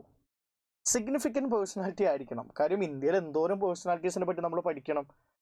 സോ നിങ്ങൾ ഈ 4 ഓപ്ഷൻ നോക്കിക്കഴിഞ്ഞാൽ പല്ലവ റൂളേഴ്സിൽ NCERT ബുക്സിലൊക്കെ ഇടം പിടിച്ചേക്കുന്ന രണ്ട് ആളുകളേ ഉള്ളൂ. ഒന്ന് മഹേന്ദ്രവർമ്മൻ 1 ആണ്, മറ്റേത് നരസിംഹവർമ്മൻ 1 ആണ്. അപ്പോൾ ഒരു UPSC ഒരു രീതി വെച്ചിട്ട്, even if you don't know factually the answer, UPSC ഒരു രീതി വെച്ചിട്ട് ഫേമസ് ആയിട്ടുള്ള പേഴ്സണാലിറ്റീസിന് നമ്മൾ ചിന്തിക്കുമ്പോൾ it could be either Mahendravarman or Narasimhavarman. പിന്നെ നിങ്ങൾ എന്ത് ചെയ്യുക, ഒരു 50% ഗസ് ചെയ്യുക. ഞാനിങ്ങനെ പറയാൻ കാരണം, ഞാനൊരുവിധം സ്റ്റാൻഡേർഡ് ആയിട്ടുള്ള ബുക്സ് എല്ലാം എടുത്ത് നോക്കിയപ്പോഴൊന്നും ആ ബുക്കിൻ്റെ ഉള്ളിലൊന്നും ഫാക്ച്വലി ഇത് മെൻഷൻഡ് അല്ല. നമ്മൾ UPSC ഒക്കെ പ്രിപ്പയർ ചെയ്യുന്ന സമയത്ത് we are studying the standard books. Standard ബുക്സാണ് നമ്മൾ പഠിക്കുക. നമ്മളൊരു PSCക്കോ SSCക്കോ പ്രിപ്പയർ ചെയ്യുന്നത് പോലെ ഫാക്റ്റ് മെമ്മറൈസ് ചെയ്യാൻ വേണ്ടിയിട്ട് കാണാതെ പഠിക്കുന്നൊരു സ്വഭാവം നമുക്കില്ല. ആ രൂപത്തിലുള്ള ചോദ്യങ്ങൾ വരുമ്പോൾ നമ്മൾ എന്ത് ചെയ്യും, കുറച്ച് ഡിഫിക്കൽട്ടായിട്ട് മാറും. ഞാനതുകൊണ്ട് തന്നെ ഈ ഒരു ചോദ്യത്തിൻ്റെ ഒരു ഡിഫിക്കൽട്ട് സൈഡിലാണ് പ്ലേസ് ചെയ്യുന്നത്. ബട്ട് ഞാൻ എക്സാം എഴുതിയായിരുന്നുണ്ടെങ്കിൽ I could have thought that even if I don't know the answer factually it could be either Mahendravarman 1 or Narasimhavarman 1. ഞാൻ അങ്ങനെ വിചാരിച്ചേനെ. ഉത്തരം A ആണ്, മഹേന്ദ്രവർമ്മൻ 1 ആണ്. പക്ഷെ അതൊരു ഡിഫിക്കൽട്ട് ചോദ്യമാണ്. Either you know it or you don't know it. ഒരു ഒബ്ജക്റ്റീവ് ടൈപ്പ് ഓഫ് ചോദ്യമാണ്. ഒന്നും ചെയ്യാനില്ല, ഒരു കൺസെപ്ഷ്യൽ ആയിട്ടുള്ള ക്ലാരിറ്റി അളക്കുന്ന ഒരു ചോദ്യമൊന്നും അല്ലല്ലോ അത്. ഇനി അടുത്തത് Fahien. The Chinese pilgrim travel to India during the reign of. ആരുടെ കാലഘട്ടത്തിലാണ് ഫാഹെയ്ൻ ഇന്ത്യയിലോട്ട് ട്രാവൽ ചെയ്തിട്ടുള്ളത്? 4 ഓപ്ഷൻസ് ആണ് അവർ തന്നേക്കുന്നത്. സമുദ്രഗുപ്ത, ചന്ദ്രഗുപ്ത 2, കുമാരഗുപ്ത 1, സ്കന്ദഗുപ്ത. ഇവിടെയും ഞാൻ പറഞ്ഞ നേരത്തെ പറഞ്ഞൊരു കാര്യം നിങ്ങൾക്ക് എന്ത് ചെയ്യാം, വേണമെങ്കിൽ അപ്ലൈ ചെയ്യാം. നിങ്ങൾ കേട്ടിട്ടുള്ള പ്രധാനപ്പെട്ട 2 ആളുകൾ സമുദ്രഗുപ്തയും ചന്ദ്രഗുപ്ത 2 നിങ്ങൾ കേട്ടിട്ടുണ്ട്. ഇതിൽ ഏതെങ്കിലും ഒന്നായിരിക്കാം എന്നുള്ള രൂപത്തിൽ നിങ്ങൾക്ക് ചിന്തിക്കാം. ഞാൻ പറഞ്ഞല്ലോ, അങ്ങനെ ചിന്തിക്കാവുന്നതാണ്. ഗുപ്ത പീരീഡിലാണ് ഫാഹെയ്ൻ ഇന്ത്യയിലോട്ട് വന്നതെന്നുള്ളത് ഞാൻ ക്ലാസ്സിൽ പറഞ്ഞിട്ടുണ്ട്, നമ്മുടെ എക്സ്ട്രീം സെഷനിലൊക്കെ പറഞ്ഞിട്ടുണ്ട്. But exactly during the time of which ruler എന്നുള്ളത് അത്രയും ഡീറ്റെയിൽഡ് ആയിട്ട്, അത്രയും സ്പെസിഫിക് ആയിട്ട് UPSC ചോദിക്കുന്നത് വിചാരിക്കുന്നുണ്ടായിരുന്നില്ല. പക്ഷെ അവർ കുറച്ചും കൂടി സ്പെസിഫിക് ആയിട്ട് ചോദിച്ചു എന്നുള്ളതാണ്. ഉത്തരം ചന്ദ്രഗുപ്ത 2 ആണ്. ഇനി ഈ ഉത്തരം കിട്ടാനായിട്ട് ഡിഫിക്കൽട്ടി ഉണ്ടോ എന്ന് ചോദിച്ചു കഴിഞ്ഞാൽ ആക്ച്വലി ഇത് ഡിഫിക്കൽട്ടി ഉള്ളൊരു ചോദ്യമല്ല. കാര്യം ഓൾഡ് NCERT ബുക്കിൽ ഇതിൻ്റെ ഉത്തരം കൃത്യമായിട്ട് പറയുന്നുണ്ട്. ഓൾഡ് NCERT ബുക്കിലുള്ള എല്ലാ കാര്യങ്ങളും ഒരു എക്സാം ഹാളിൽ വെച്ച് നിങ്ങൾക്ക് ഓർമ്മയുണ്ടാകണം എന്ന ഒരു നിർബന്ധവും ഇല്ല. അത് മനസ്സിലാക്കാവുന്നതേ ഉള്ളൂ. അതുകൊണ്ട് ഇതിനൊരു ഈസി ക്വസ്റ്റ്യൻ ആയിട്ട് കണക്കാക്കാൻ പറ്റില്ല, ഒരു ഡിഫിക്കൽട്ട് ക്വസ്റ്റ്യൻ ആയിട്ട് കണക്കാക്കാനും പറ്റില്ല. ഒരു മോഡറേറ്റ്ലി ഡിഫിക്കൽട്ട് ക്വസ്റ്റ്യൻ ആയിട്ട് മാത്രമേ നമുക്ക് ഇതിനെ പറയാനായിട്ട് പറ്റുള്ളൂ. പക്ഷേ കൃത്യമായിട്ട് പറയുന്നുണ്ട്, ചന്ദ്രഗുപ്ത 2ന്റെ റെയിൻ്റെ സമയത്താണ് ചൈനീസ് പിൽഗ്രിം ആയിട്ടുള്ള ഫാഹെയ്ൻ എന്ത് ചെയ്യുന്നത്, ഇന്ത്യയിലോട്ട് വരുന്നത് എന്നുള്ളതും അതിൻ്റെ എക്സാക്റ്റ് ആയിട്ടുള്ള കണക്കുമൊക്കെ അതിൻ്റെ ഉള്ളിൽ പറയുന്നുണ്ട്. ഞാനിത് ഹൈലൈറ്റ് ചെയ്തിട്ടുണ്ട്, പിന്നീട് ഒന്നും കൂടി എടുത്ത് നോക്കുക. ഇനി അടുത്ത question, who among the following led a successful military campaign against the kingdom of Srivijaya, the powerful maritime state which ruled the Malay Peninsula, Sumatra, Java and neighboring islands? ഇതും ഈ പറയുന്ന പോലെ ഒരു പേഴ്സണാലിറ്റി ബേസ്ഡ് ചോദ്യമാണ്. ഈ പ്രാവശ്യം കുറേയധികം ചോദ്യങ്ങൾ രാജാക്കന്മാരുടെ മിലിറ്ററി കോൺക്വസ്റ്റിനെ പറ്റിയിട്ടും അതേപോലത്തെ കാര്യങ്ങളെ പറ്റിയിട്ടും ചോദിച്ചിട്ടുണ്ട്. പക്ഷെ വളരെ എളുപ്പത്തിൽ ഉത്തരം കിട്ടാവുന്ന ഒരു ചോദ്യമാണ്. കാര്യം ഇന്ത്യൻ ഹിസ്റ്ററി അറിയാവുന്ന ഒരാൾക്കറിയാം, പുറത്തോട്ട് എക്സ്പാൻഡ് ചെയ്തേക്കുന്ന ഇന്ത്യൻ പവേഴ്സ് വളരെ കുറവാണ്. വളരെയധികം കുറവാണ്. അല്ലെങ്കിൽ വേറൊരു രീതിയിൽ നമുക്ക് ചിന്തിക്കാമേ, ഈ ശ്രീവിജയ അല്ലെങ്കിൽ ജാവ, സുമാത്ര എന്നൊക്കെ പറയുന്നത് ഈ ഭാഗത്താണല്ലോ, ഈ ഭാഗത്താണ്. അപ്പോൾ ഈ ഒരു കോസ്റ്റൽ ബെൽറ്റിലുള്ള ആളുകൾക്ക് മാത്രമേ എന്ത് ചെയ്യാൻ പറ്റുള്ളൂ, പൊതുവെ ഈ ഭാഗത്തോട്ട് വന്നിട്ടുണ്ടാകാൻ പാടുള്ളൂ. ഇവിടെ നിന്ന് ഇങ്ങനെ സർക്കംവെന്റ് ചെയ്ത് വരാനായിട്ടുള്ള സാധ്യതയില്ല, ഇവിടെയുള്ള ആളുകളായിരിക്കും വരാനായിട്ട് സാധ്യത ഉള്ളത്. ഒരു റൂളേഴ്സിൻ്റെ പേര് തന്ന സമയത്ത് അവരുടെ എംപയറിൻ്റെ പേരും കൂടി കൊടുത്തിട്ടുണ്ട്. രാഷ്ട്രകൂട്ടാസ് ഭരിച്ചത് ഈ ഭാഗമാണ്, ഈ സൈഡിലാണ് രാഷ്ട്രകൂട്ടാസ് ഭരിക്കുന്നത് അല്ലേ. പ്രതാപ രുദ്രയുടെ കാര്യം പറയുന്നുണ്ട്, കാക്കാത്തിയാസ് ഇവിടെയാണ്. അവർ possibly they could be the answer. പിന്നെ രാജേന്ദ്ര 1 ആണ്, അല്ലെങ്കിൽ ചോളാസ് ആണ് ശരിക്കും പറഞ്ഞാൽ ഏറ്റവും ഡോമിനൻ്റ് ആയിട്ടുള്ള ഒരു നേവൽ പവർ, ഒരു മാരിടൈം പവറായിട്ട് നമുക്ക് പറയാൻ പറ്റുന്നത്. പിന്നെ വിഷ്ണുവർദ്ധന, ഹോയ്സാലാസും എന്താണ്, വെസ്റ്റേൺ കോസ്റ്റിലാണ്. അപ്പോൾ ഇതിൽ ഈസ്റ്റേൺ കോസ്റ്റിൽ വരുന്ന 2 ആളുകളേ ഉള്ളൂ, ഒന്ന് കാക്കാത്തിയാസും പിന്നെ ചോളാസും. നിങ്ങൾ ആലോചിച്ച് നോക്ക്, കാക്കാത്തിയാസ് ആയിരിക്കോ ചോളാസ് ആയിരിക്കോ ഇത് ചെയ്യാനായിട്ടുള്ള ഒരു കഴിവുള്ളത്? നിങ്ങൾ വേറൊരു കാര്യം കൂടി മനസ്സിലാക്കണേ, ഇത്ര വലിയൊരു മാരിടൈം സക്സസ് നേടിയിട്ടുള്ളൊരു എംപയർ ആണെന്നുണ്ടെങ്കിൽ നമ്മൾ അവരെ പറ്റി ഡീറ്റെയിൽ ആയിട്ട് പഠിക്കും. കാക്കാത്തിയാസിനെ പറ്റിയിട്ട് ജസ്റ്റ് മെൻഷൻ ചെയ്ത് പോകുന്നതെന്നല്ലാതെ അവരെ പറ്റി നമ്മൾ ഡീറ്റെയിൽ ആയിട്ട് പഠിക്കാത്തത് അവർക്ക് അത്ര സിഗ്നിഫിക്കൻറ്റ് കോൺട്രിബ്യൂഷൻസ് ഇല്ലാത്തത് കൊണ്ടാണ്. സോ വളരെ ലോജിക്കലി നമുക്ക് എന്ത് ചെയ്യാൻ പറ്റും, രാജേന്ദ്ര വണ്ണാണ് ഉത്തരം, ചോളാസ് ആണ് ഇതിന്റെ ഉത്തരം എന്നുള്ളത് എത്താനായിട്ട് പറ്റും. ആ രീതിയിൽ വളരെ എളുപ്പമുള്ള ഒരു ചോദ്യമാണ്. ഇനി ഞാനിത് പറയുന്നത് ലോജിക്കലി നമുക്ക് എങ്ങനെയെങ്കിലും ഉത്തരത്തിലോട്ട് എത്തിച്ചേരാൻ പറ്റുമോ ഇല്ലയോ എന്നുള്ളതാണ്. ഇനി ഈ ഒരു ചിന്തയില്ലെങ്കിൽ, ഇങ്ങനെ ലോജിക്കലി തിങ്ക് ചെയ്യാൻ പറ്റുന്നില്ല എന്നുണ്ടെങ്കിൽ, you have to read the old NCERT book and you have to memorise things. Old NCERT ബുക്കിൽ വളരെ കൃത്യമായിട്ട് പറഞ്ഞ കാര്യങ്ങൾ തന്നെയാണിത്. അതിൽ ആ ഒരു രീതിയിൽ നോക്കിക്കഴിഞ്ഞാൽ കൺഫ്യൂസ്ഡ് ആകേണ്ട കാര്യമില്ല. നിങ്ങൾ ഈ ഒരു പോർഷൻ വായിച്ച് നോക്കുക. And even more remarkable exploit in the time of Rajendra one was the naval expedition against the revived Srivijaya empire. This Srivijaya Empire, which had been revived in the 10th century, extended over the Malay Peninsula, Sumatra, Java, and the neighboring islands, and controlled the overseas trade route to China. നിങ്ങൾ നോക്കണേ, അതേ sentence തന്നെയാണ്, വെർബാറ്റിംലി അതേ phrases തന്നെയാണ് UPSC use ചെയ്തേക്കുന്നത്. So it's very clear that they have taken the question from the old NCERT book. ഹിസ്റ്ററിയായിട്ട് ബന്ധപ്പെട്ടിട്ട് equally ഞാൻ കണ്ട ഏറ്റവും വലിയൊരു ട്രെൻഡ് എന്താണെന്ന് വെച്ച് കഴിഞ്ഞാൽ, ഓൾഡ് NCERT ബുക്സിനെ ഒരു ബേസ് ബുക്കായിട്ട് UPSC വളരെ കൃത്യമായിട്ട് യൂസ് ചെയ്തെന്നുള്ളത് വളരെ എവിഡൻ്റ് ആണ്. അത് നമ്മൾ അടുത്ത വർഷത്തിലോട്ട് പ്രിപ്പയർ ചെയ്യുന്ന സമയത്ത് ഇത് കാണാതെ പോകരുതെന്ന് തന്നെയാണ് എനിക്ക് തോന്നുന്നത്. കുട്ടികൾ പലപ്പോഴും വന്ന് ചോദിക്കാറുണ്ട്, ഈ ഓൾഡ് NCERT ബുക്ക് വായിക്കണം, ന്യൂ NCERT ബുക്കിലോട്ട് പോയാൽ പോരെ. ഓൾഡ് NCERT ബുക്കാണ് വളരെ കൃത്യമായിട്ട് ഇന്ത്യൻ ഹിസ്റ്ററിനെ പറ്റിയിട്ട് പറയുന്ന ഒരു ബുക്ക്. അതുകൊണ്ടാണ് അത് വായിക്കണമെന്ന് പറയുന്നത്. ഇനി അടുത്തൊരു question, with reference to ancient India, time period കൊടുത്തിട്ടുണ്ട് 600 to 322 BC. Consider the following pair. ഇപ്പോൾ ഞാൻ പ്രിലിംസ് എക്സ്ട്രീമിൻ്റെ ക്ലാസ്സിൽ പറഞ്ഞിരുന്ന ഈ ഒരു ടോപ്പിക് ഡിസ്കസ് ചെയ്തതാണ്. They are going to ask any question related to historical site. Historical site related ആയിട്ടുള്ള എന്തെങ്കിലും ഒരു ചോദ്യം വരുമെന്നുള്ളത് എക്സ്പെക്റ്റഡ് ആണ്.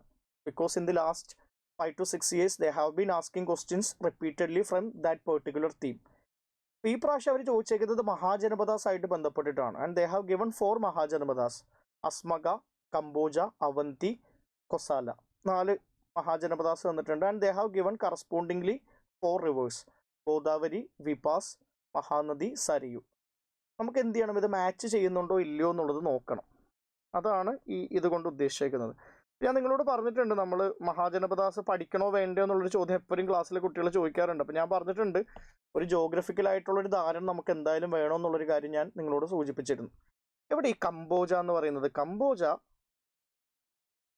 It's very near to Afghanistan. അഫ്ഗാനിസ്ഥാനോട് വളരെയധികം അടുത്ത് കിടക്കുന്ന ഒരു സ്ഥലമാണ് ഈ കംബോജ എന്ന് പറയുന്നത്.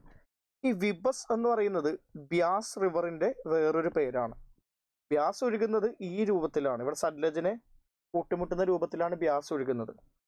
So Beas river is not even remotely connected to Kamboja Mahajanapada. അപ്പം എന്താണെങ്കിലും ഈ 2 തെറ്റാണ്. അസ്മക എവിടെയാ? അസ്മകയുടെ കാര്യം നമ്മൾ പറഞ്ഞിട്ടുണ്ട്. സൗത്ത് ഇന്ത്യയിൽ ഒരേ ഒരു മഹാജനപദയേ ഉള്ളൂ. മഹാരാഷ്ട്ര ഭാഗത്തായിട്ട് വരുന്ന അസ്മക എന്ന് പറയുന്ന ഒരു മഹാജനപദ നമുക്ക് കാണാനായിട്ട് പറ്റും, ഈ ഭാഗത്തുള്ള മഹാജനപദ. സോ ഈ ഭാഗത്താണ് അസ്മക എന്ന് പറഞ്ഞു കഴിഞ്ഞാൽ Godavari might be passing through it. Actually അറിയില്ലെങ്കിൽ നമുക്ക് മനസ്സിലാക്കാം, അസ്മകയുടെ ജോഗ്രഫിക്കൽ ലൊക്കേഷൻ ആ മഹാരാഷ്ട്ര റീജിയനിലാണ്, സൗത്ത് ഇന്ത്യയിലാണെന്ന് പറയുന്ന സമയത്ത് സ്വാഭാവികമായിട്ടും ഗോദാവരി റിവർ പാസ് ചെയ്ത് പോകാനുള്ള സാധ്യത വളരെ കൂടുതലാണ്. സോ അത് കറക്റ്റായിട്ട് എടുക്കാം. അവന്തി എവിടെയാ? അവന്തി മധ്യപ്രദേശിലാണ്. അവന്തി അതും ഈ ഉജ്ജയിൻ്റെ ഒക്കെ ഭാഗമായിട്ട്, മഹിഷ്മതിയുടെ ഒക്കെ ഭാഗമായിട്ട് അവിടെയാണ് അവന്തി വരുന്നത്. സോ അവന്തി മഹാനദിയായിട്ട് കണക്റ്റഡ് ആകാനുള്ള യാതൊരുവിധ റീസണും നമുക്ക് കാണാനായിട്ട് പറ്റുന്നില്ല. It's wrong. മഹാനദിയായിട്ട് അവന്തിക്ക് യാതൊരുവിധ ബന്ധവും ഇല്ല, അത് കറക്റ്റ് അല്ല. ഇനി കൊസാല മഹാജനപദ വരുന്നത് ഇവിടെയാണ്. UPയുടെ ഒക്കെ ഭാഗമായിട്ടാണ് കൊസാല വരുന്നത്. കൊസാല സരയൂ റിവറായിട്ട് ബന്ധപ്പെട്ട് കിടക്കുന്നതാണോ? സരയൂ ഒരു മേജർ റിവർ അല്ലേ? ഇപ്പോൾ ഗോദാവരി, മഹാനദി എന്നൊക്കെ പറയുന്നത് പോലത്തെ ഒരു മേജർ റിവറായിട്ട് നമുക്ക് സരയൂവിനെ പറയാൻ പറ്റില്ല. It's part of the Ganga ബേസിൻ്റെ ഭാഗമാണ്. അപ്പോൾ അത് കുറച്ച് കൺഫ്യൂസിങ് ആണ്. ഫാക്ച്വലി അറിയാമെന്നുണ്ടെങ്കിൽ മാത്രമേ നമുക്ക് അതിൻ്റെ ഉത്തരം എഴുതാൻ പറ്റുള്ളൂ. അപ്പം ഇതെന്ത് ചെയ്യാണ്, ഒരു ആംബിഗ്വസ് ആയിട്ട് ഇടേണ്ടി വരും. അപ്പോൾ അത്ര എളുപ്പമല്ല. കൊസാല സരയൂ റിവറായിട്ട് കണക്റ്റഡ് ആണോ എന്നുള്ളത് വളരെ കൃത്യമായിട്ട് പഠിച്ചാൽ മാത്രമേ ഉത്തരം കിട്ടുള്ളൂ. പക്ഷെ ഇത് നമ്മുടെ ഉപീന്ദർ സിംഗിൻ്റെ ബുക്കിൽ കൃത്യമായിട്ട് കൊടുത്തിട്ടുണ്ട്. ഞാൻ എല്ലാ ക്ലാസ്സിലും കഴിഞ്ഞ 2-3 വർഷമായിട്ട് പറയുന്ന ഒരു കാര്യമാണ്, ഏൻഷ്യൻ്റ് ഇന്ത്യൻ ഹിസ്റ്ററിയിൽ UPSC വളരെ കൃത്യമായിട്ട് ഒരു സ്വിച്ച് നടത്തിയിട്ടുണ്ട്. They have move to Upinder Singh. Upinder സിംഗിലോട്ട് അവർ പോയിട്ടുണ്ട്. കാര്യം കഴിഞ്ഞ വർഷങ്ങളിലെ ചോദ്യങ്ങളെല്ലാം നോക്കിക്കഴിഞ്ഞാൽ around 80% of the questions of ancient India were directly taken from Upinder Singh. അപ്പോൾ അത് പഠിച്ച് തുടങ്ങേണ്ട ഒരു അവസ്ഥയായി എന്ന് തന്നെയാണ് എനിക്ക് മനസ്സിലാക്കാൻ പറ്റുന്നത്. പക്ഷെ ഈ പറയുന്ന പോലെ 100 ചോദ്യങ്ങളോ 100% ക്വസ്റ്റ്യൻസ് ഒന്നും നമുക്ക് ശരിയാക്കേണ്ട ആവശ്യമില്ലല്ലോ. നിങ്ങൾക്ക് 100 മാർക്ക് മതി. അപ്പോൾ അതുകൊണ്ട് ഇങ്ങനെ ഒരു ചോദ്യം പോയി എന്നുള്ളത് കൊണ്ട് കുഴപ്പമൊന്നുമില്ല. ഇത് ബുക്കിൽ പറയുന്നുണ്ട്. കൊസാല സരയൂ റിവറായിട്ട് ബന്ധപ്പെട്ടതാണെന്നും അസ്മക ഗോദാവരിയായിട്ട് ബന്ധപ്പെട്ടതാണെന്നും പറയുന്നുണ്ട്. ബാക്കി റിവേഴ്സിന്റെ കാര്യം പറയുമ്പോഴേക്കും അതൊന്നും മെൻഷൻഡ് അല്ല. അപ്പം അതില്ല എന്നുള്ളതാണ് അതിൻ്റെ അർത്ഥം. അപ്പം ഈ ഒരു സോഴ്സിൽ നിന്ന് വന്നിട്ടുള്ളൊരു ചോദ്യമാണ്. അപ്പോൾ ഈ ഒരു രീതിയിൽ അതിൻ്റെ ഉത്തരം കണ്ടെത്താൻ പറ്റും. പക്ഷെ ഞാനിതൊരു ഡിഫിക്കൽട്ട് ചോദ്യമായിട്ട് തന്നെയാണ് പ്ലേസ് ചെയ്യുന്നത്. കാര്യം സരയൂ റിവറിനെ കൊസാലയായിട്ട് കണക്ട് ചെയ്യുക എന്ന് പറയുന്നത് ഇറ്റ്സ് ആക്ച്വലി ഡിഫിക്കൽട്ട്. അപ്പോൾ അതിൽ നമുക്കൊന്നും ചെയ്യാനില്ല അതിൻ്റെ ഉള്ളിൽ. ശരിക്കും ഈ ഒരു ചോദ്യം 78th ക്വസ്റ്റ്യൻ സെറ്റ് ഡി ആണിത്. സെറ്റ് ഡിയിലെ 78 ക്വസ്റ്റ്യൻ ആണ് മോഡേൺ ഹിസ്റ്ററി ആയിട്ട് ബന്ധപ്പെട്ട് അല്ലെങ്കിൽ ഹിസ്റ്ററി ആയിട്ട് ബന്ധപ്പെട്ടിട്ട് ഈ കൊല്ലം ഏറ്റവും ഡിഫിക്കൽട്ട് ആയിട്ടുള്ള ചോദ്യമായിട്ട് എനിക്ക് തോന്നിയത്. എപ്പോഴും നമുക്ക് 100 ചോദ്യത്തിൽ ഒരു 5 ചോദ്യം ഉണ്ടാവും. യു കാണ്ട് ഈവൻ ടച്ച് ഇറ്റ്. നമുക്ക് ചിന്തിക്കാൻ പോലും പറ്റാത്ത ഒരു 5 ചോദ്യം ഉണ്ടാവും. അത് എക്സ്ട്രീംലി ഡിഫിക്കൽട്ടാണ്. അതിനെ ഡിപ്പെൻഡ് ചെയ്തിട്ടല്ല നിങ്ങൾ പ്രിലിംസ് ക്ലിയർ ചെയ്യില്ലെന്ന് തീരുമാനിക്കുന്നത്. Whether you clear the prelims or not, it's entirely depend upon around 50 to 60% of the question that's directly or indirectly connected to the NCERT books. അപ്പോൾ ഈ ഒരു ചോദ്യം, the first Gandharva Mahavidyalaya which is a music training school setup in 1901 Vishnu Digambar Paluskar, അത് എവിടെയാണെന്നുള്ളത് വളരെ ഡിഫിക്കൽട്ടായിട്ടുള്ള ചോദ്യമാണ്. അതിൻ്റെ ഉത്തരം ലാഹോറാണ്. അത് നമ്മൾക്ക് എന്ത് ചെയ്യാൻ പറ്റില്ല. കാര്യമായിട്ട് ചിന്തിച്ച് മനസ്സിലാക്കാനും ബുദ്ധിമുട്ടാണ്. ലോജിക്കലി അപ്ലൈ ചെയ്തിട്ടൊന്നും ഉത്തരം കിട്ടാനുള്ള സാധ്യതയും വളരെ കുറവാണ്. And also most of the aspirants is going to eliminate the Lahore that option. കാര്യം അത് ഇന്ത്യക്ക് പുറത്താണല്ലോ എന്ന് ഓർത്തിട്ട് ലാഹോർ ആദ്യം ഒഴിവാക്കാനുള്ള സാധ്യതയാണ് നമ്മൾ കാണുന്നത്. ബാക്കിയുള്ള മ്യൂസിക്കായിട്ട് ബന്ധപ്പെട്ടേക്കുന്ന സെൻറ്റേഴ്സിനെ പറ്റി ചിന്തിക്കുകയുള്ളൂ. But the answer is actually Lahore. അത് കുറച്ച് ഡിഫിക്കൽട്ടായിട്ടുള്ള ചോദ്യമാണ്. ഒന്നും ചെയ്യാനില്ല, അത് നമുക്ക് കിട്ടില്ല. ഇനി എന്തെങ്കിലും കറണ്ട് അഫയേഴ്സ് റിലേറ്റഡ് ആണോ എന്ന് എനിക്കറിയില്ല. പക്ഷേ ആ ഒരു രീതിയിലുള്ള ബന്ധവും എനിക്ക് കാണാൻ പറ്റുന്നില്ല. 2024-ലും 2023-ലും 2022-ലും 2021-ലൊക്കെ ന്യൂസ് പേപ്പറിൽ പലൂസ്കാറിനെ പറ്റി ആർട്ടിക്കിൾസ് ഉണ്ട്. അത് അദ്ദേഹം ഒരു ഇമ്പോർട്ടൻറ്റ് പേഴ്സണാലിറ്റി ആയതുകൊണ്ടാണ്. ഇപ്പോൾ ഗാന്ധിയെ പറ്റിയിട്ട് എല്ലാ വർഷവും ആർട്ടിക്കിൾസ് വരുന്നു. അതുകൊണ്ട് ഗാന്ധി കറണ്ട് അഫയേഴ്സ് ആയിട്ട് ബന്ധപ്പെട്ടു എന്ന് പറയാൻ പറ്റില്ലല്ലോ. Is a very significantly important personality related to history എന്നുള്ളതേ ഉള്ളൂ. അതുപോലെയാണ് അതൊരു കറണ്ട് അഫയേഴ്സ് ആയിട്ടുള്ള ബന്ധമായിട്ട് ഇനി പല അക്കാഡമീസും വന്നേക്കാം. അങ്ങനെ ഒരു ബന്ധം വളരെ ഡയറക്റ്റായിട്ട് നമുക്ക് കാണാനൊന്നും പറ്റുന്നില്ല. Coming to the 79th question. Ashokan inscription suggests that the Pradeshika, Rajuka and Yukta were important officers at the 3 ഓഫീസേഴ്സിന്റെ പേര് തന്നിട്ടുണ്ട്. പ്രാദേശിക, രാജുക, യുക്ത.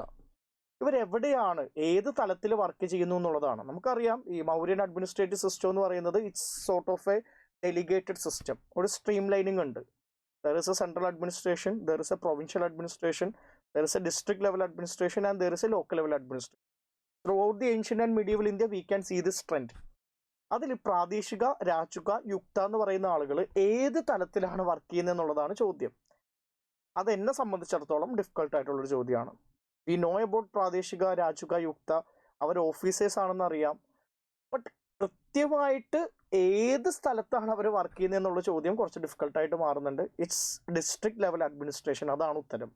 നിങ്ങളിപ്പോൾ ഓൾഡ് NCERT ബുക്കോ ന്യൂ NCERT ബുക്കോ വായിച്ച് നോക്കിക്കഴിഞ്ഞാലും അതിൻ്റെ ഉത്തരം കിട്ടണമെന്നില്ല. കാര്യം ഈ പറയുന്ന ഫങ്ഷണറീസിനെ പറ്റിയിട്ട് പരാമർശിക്കുന്നുണ്ടെങ്കിലും they are not exactly talking about to which level they could be associated.